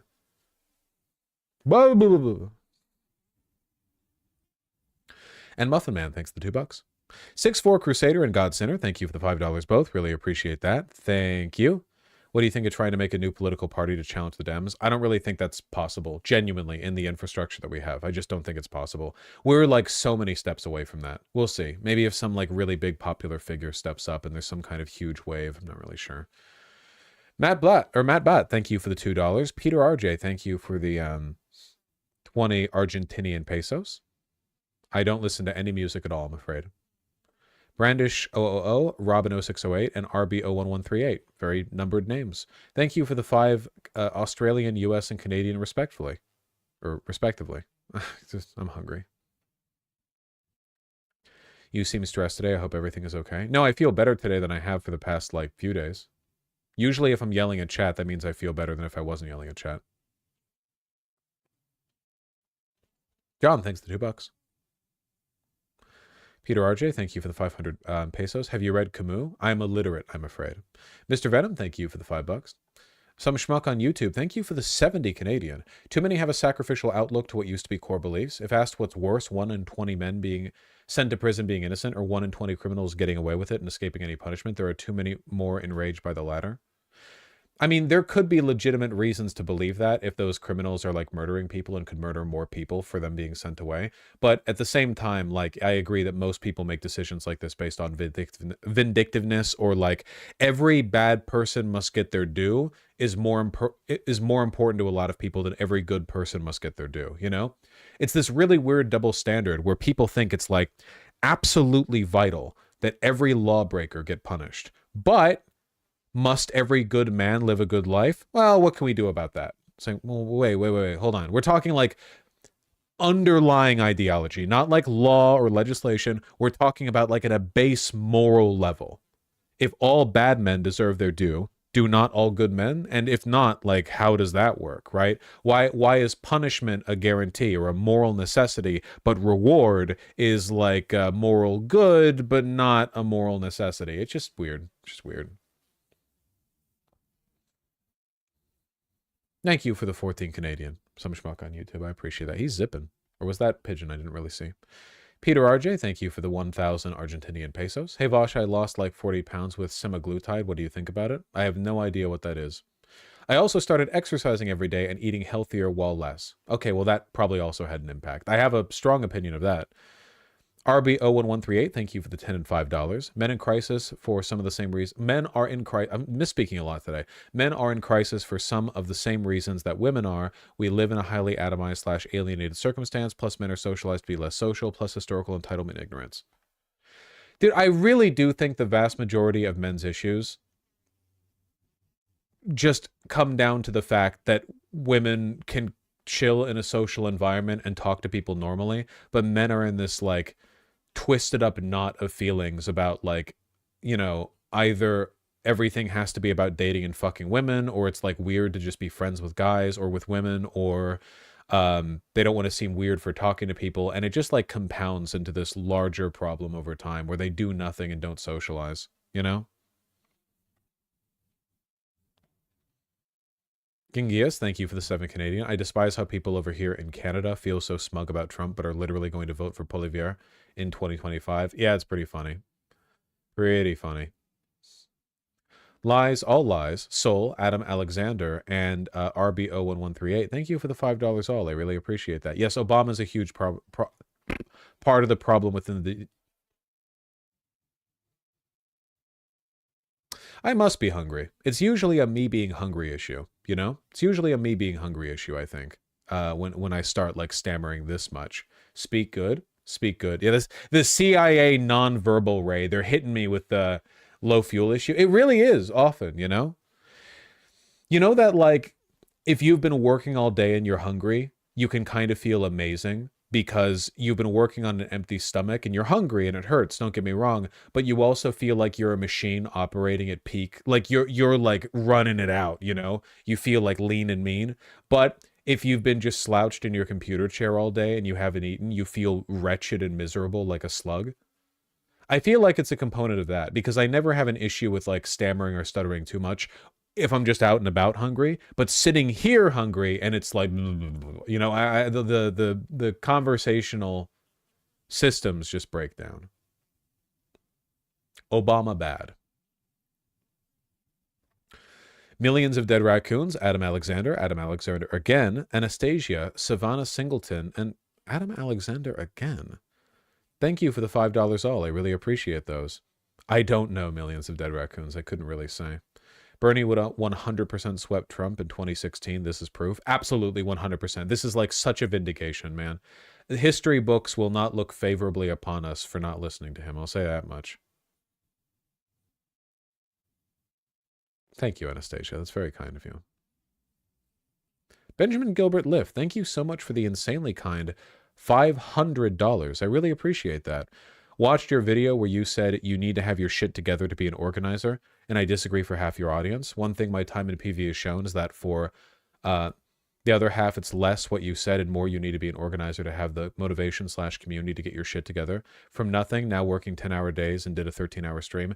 There is an element to that, and I agree that being given purpose can often be very helpful in ordering one's life, but there's a few issues. For one, you've only been with PV for a little bit. Good organizers are on that shit forever, until they die. I'm overstating the case. They're on it for a while, especially at a local community level. You can fight for years just for the political clout to get a single local measure passed, you know? And for that kind of effectiveness, you do need to have your stuff together. Additionally, most people aren't given as clean of an entry into organizing as you were. In your case, Benjamin, and I don't mean to say this to delegitimize the work that you've done, which is excellent and legitimate, you had money and clout which gave you prominence, and that kind of built up into a position. That's not to say it's not merit-based.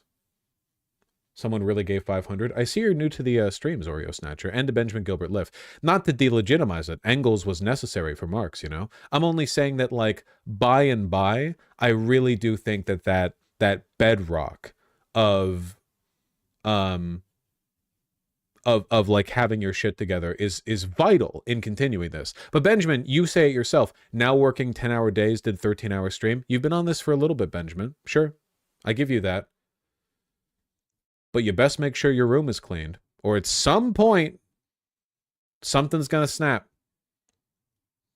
It's like a rope being pulled, you know? You gotta keep it clean and, you know, strong and well repaired. Yeah, burnout just hits. Sometimes, people think sometimes burnout's like, oh, I can see when it's coming and then I stop. Nah, sometimes you just... Kunk. That being said, the work is valid. Thank you, Benjamin. I really appreciate that. Adam Alexander, thank you for the $5. Biden could definitely push an appointment right now. I doubt he will. Adam, RB, Stank Jesus, and Darth Phoenix, thank you all for the $2. I really appreciate these. The cope feeds me. I don't know what cope about what. Stank Jesus, I'm accepting of you BMing me, of you insinuating that I'm coping, if you're even referring to me, and not, I think, maybe to the lady earlier. But I'm reading the donos now. Now I don't know what I'm coping on.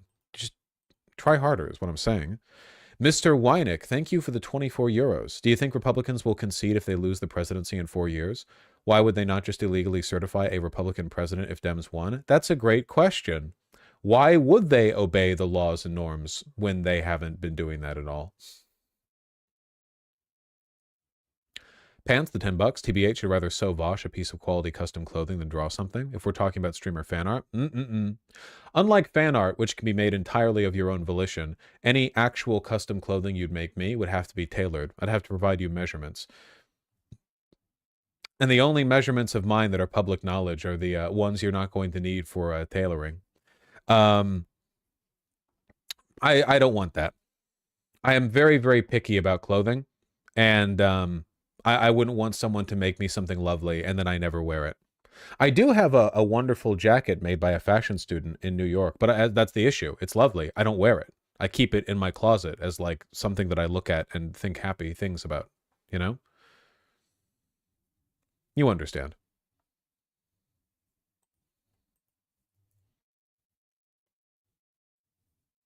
That was before I even got into clothing. Chick Bait and Undergamer Jordan with the $2. What's Trump going to do for women? Well, I know about a few things he likes doing to women, especially young girls.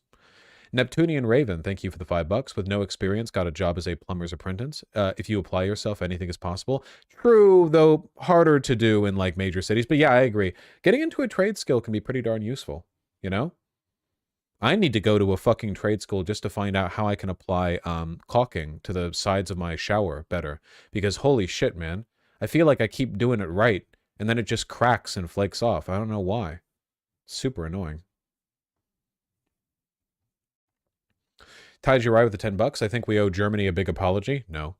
For decades, we made fun of them for allowing the Nazi party to gain power and being complicit in the Holocaust, but now we can see how easily it can happen to us. Hey, Holocaust scholars have been making the point it could happen here, like, the whole time, you know? Like, that's the main point. Everyone who actually cares about learning lessons from World War II and the Holocaust has been screaming from the top of their, you know, the top of their lungs this entire time for 80 years. It could happen here. Michael Lamb, thanks to 15 Australian. In the next 12 months, it looks like right-wing governments are going to take over Canada and Australia. Things are going to be worse before they get better. Yup. Liberals, so, you know, it's liberals are going to have to learn what the phrase socialism or barbarism means. We're in a different era, okay? They're gonna have to learn. So they're like looking at the paper. They don't understand. Yeah, we're in the finding out stage. Turbo Boner, great name. Thanks to the tier 1 sub. Really appreciate that. Dante Gray, thanks to $5. Illinois may reverse the assault weapons ban based on the stronghold thing. Any thoughts? Federal judge rules Illinois assault weapons ban unconstitutional. I don't know anything about their specific ban. Goddamn, Bull Cipher. I can't really speak on it. I wish they would allow regular capacity magazines back in Washington. Oh my god, guys, I have to go. Wow. Bull Cipher, thank you for the 20 tier 1 subs. Very, very kind of you. By Samsara, you shall not leave. Yeah, you're really holding me in here. Thank you very, very much. Really ridding the chat of the white name plague. Iron Pawn at the $5. What do you think of the Whole Cake Island arc, Wano arc, and Egghead Island for One Piece? Whole Cake Island and Wano are peak. Egghead Island I have not enjoyed as much because I feel like someone hit Oda with a stick and Oda was like, oh, fuck, right. It's been like 30 years. I need to at some point add to the lore and like explain some stuff, you know? It just feels like I feel like Marineford was a better way of doing the all of the stakes are ratcheting up all at once kind of bit. You know what I mean? Like I think that Marineford was a much better like breaking point. It feels like, because, man, again, like, Luffy hasn't really done any... I'm not spoiling. Luffy hasn't really done anything in the entire Egghead arc. Traditionally, the way the fights play out in like, an arc in One Piece is that the party gets split up and they try to understand the mystery of the area that they're in as enemy forces close in or as they prepare to confront those forces. And you have like pairing offs where all the different members of the Straw Hat crew have their own like vendettas, beefs, interests, whatever, that kind of get aligned. And usually Luffy is kept out of the game until near the end because you have like a crescendo where all of the other members of the Straw Hat crew are doing their own battles and like waging their own fights. And then at the end, Luffy finally gets freed from whatever inconvenience he was bound by and then is free to challenge the big bad. They've done it like a dozen times and it's Kino every time. So that's just generally the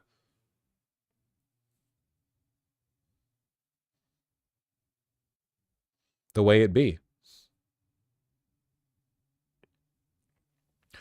That was basically Dressrosa in a nutshell. Dressrosa, in my opinion, was probably the best arc.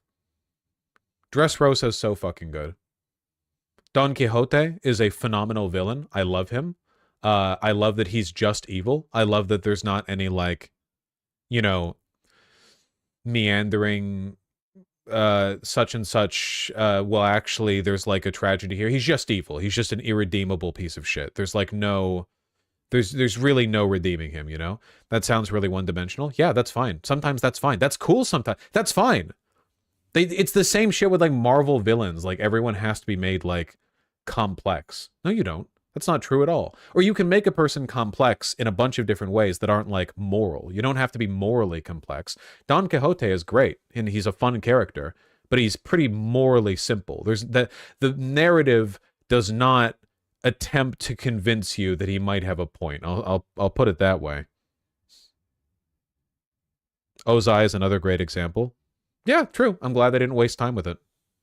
Honestly, Azula was not morally complicated either. Azula is given a lot of depth and backstory and complications to her character, but at no point does the narrative of The Last Airbender say, oh, well, maybe there's something to what she's doing, you know?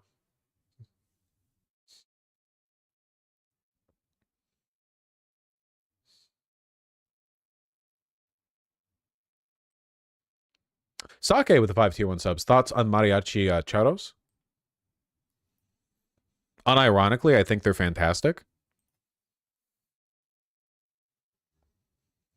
I mean, it's basically like, at least from my side of things, it feels like Mexican, like,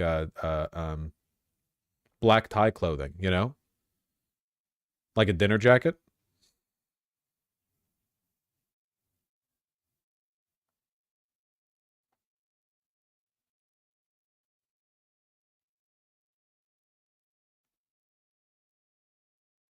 I think it's neat. But I've got to go. I've got to go. Sake with the 5 tier 1 subs. Did you know the mangaka for Baki's daughter is the mangaka for Beastars? Yes, yes. Genuinely fantastic little bit. Like, what a bloodline, you know? Bull Cypher, thank you for the 20 tier 1 subs again. You're being very kind to me. Thank you very, very much. A broad question, but would it be better for a progressive candidate to start independent than become a Democrat or vice versa? It's just a pragmatics game, you know? Bernie made it work being independent and then eventually running as a Democrat. AOC started, like, is in the Democrats, you know? I think ideally, if you can run as an independent, win, and then build up power and prestige, and then eventually run as a Democrat with that power and prestige behind you the way that Bernie has, I think that's probably the best shot you're going to get, right? If it can be done, which is not easy. And the Gero with the 20 bucks, the most tragic part of this election has been my favorite podcast, Chuckle Sandwich, ending. It had no relation to the election, but they announced it November 5th, lol. Ooh! What a horrible day for you. You know? I think the Joker's a good example of a evil character is morally complex. When written well, because sometimes, like, this is the issue. There is one person who has written Don Quixote, and there are like 500 people who have written the Joker, which is just an issue with Western comics in general. How do you feel about isekai anime? I generally think it's like a blighted fucking genre, I'll be honest. There are some good ones, but, you know. YouTube viewer with the $5. Benjamin is right. Cleaning your room will not give you the same amount of dopamine as organizing if you don't care as much about having a clean room. You are a child! You have no idea what you're talking about. Do not like, I'm depressed. I'm going to go organize to fix it and then come home to a dirty house with your unsolved problems and then just leave it, okay? This is a fucking speed run to burnout. And Zone Fanfic with the $10. Here's what I believe. This is the outcome progressives deserve due to the years of neglecting core issues that could help innovate: self-accountability, science, competence, and conspiracy history. What the hell did progressives have to do with this? I know Kamala Harris and her consultants ain't no fucking progressives. They didn't do that shit. I'm not taking the blame. I'm not taking credit. Folks, I've got to skedaddle. Not just because I've got work to do, but I've got to shit, you know? I need to do both of these things. And frankly, you're in my way. You're impeding me in this. I'm going to host Hassan because I don't see anyone else on the out and about. I'm going to see you guys tomorrow. We're going to cover more politics, if you can believe it. Take care. I'll see you soon. Drink water. Farewell.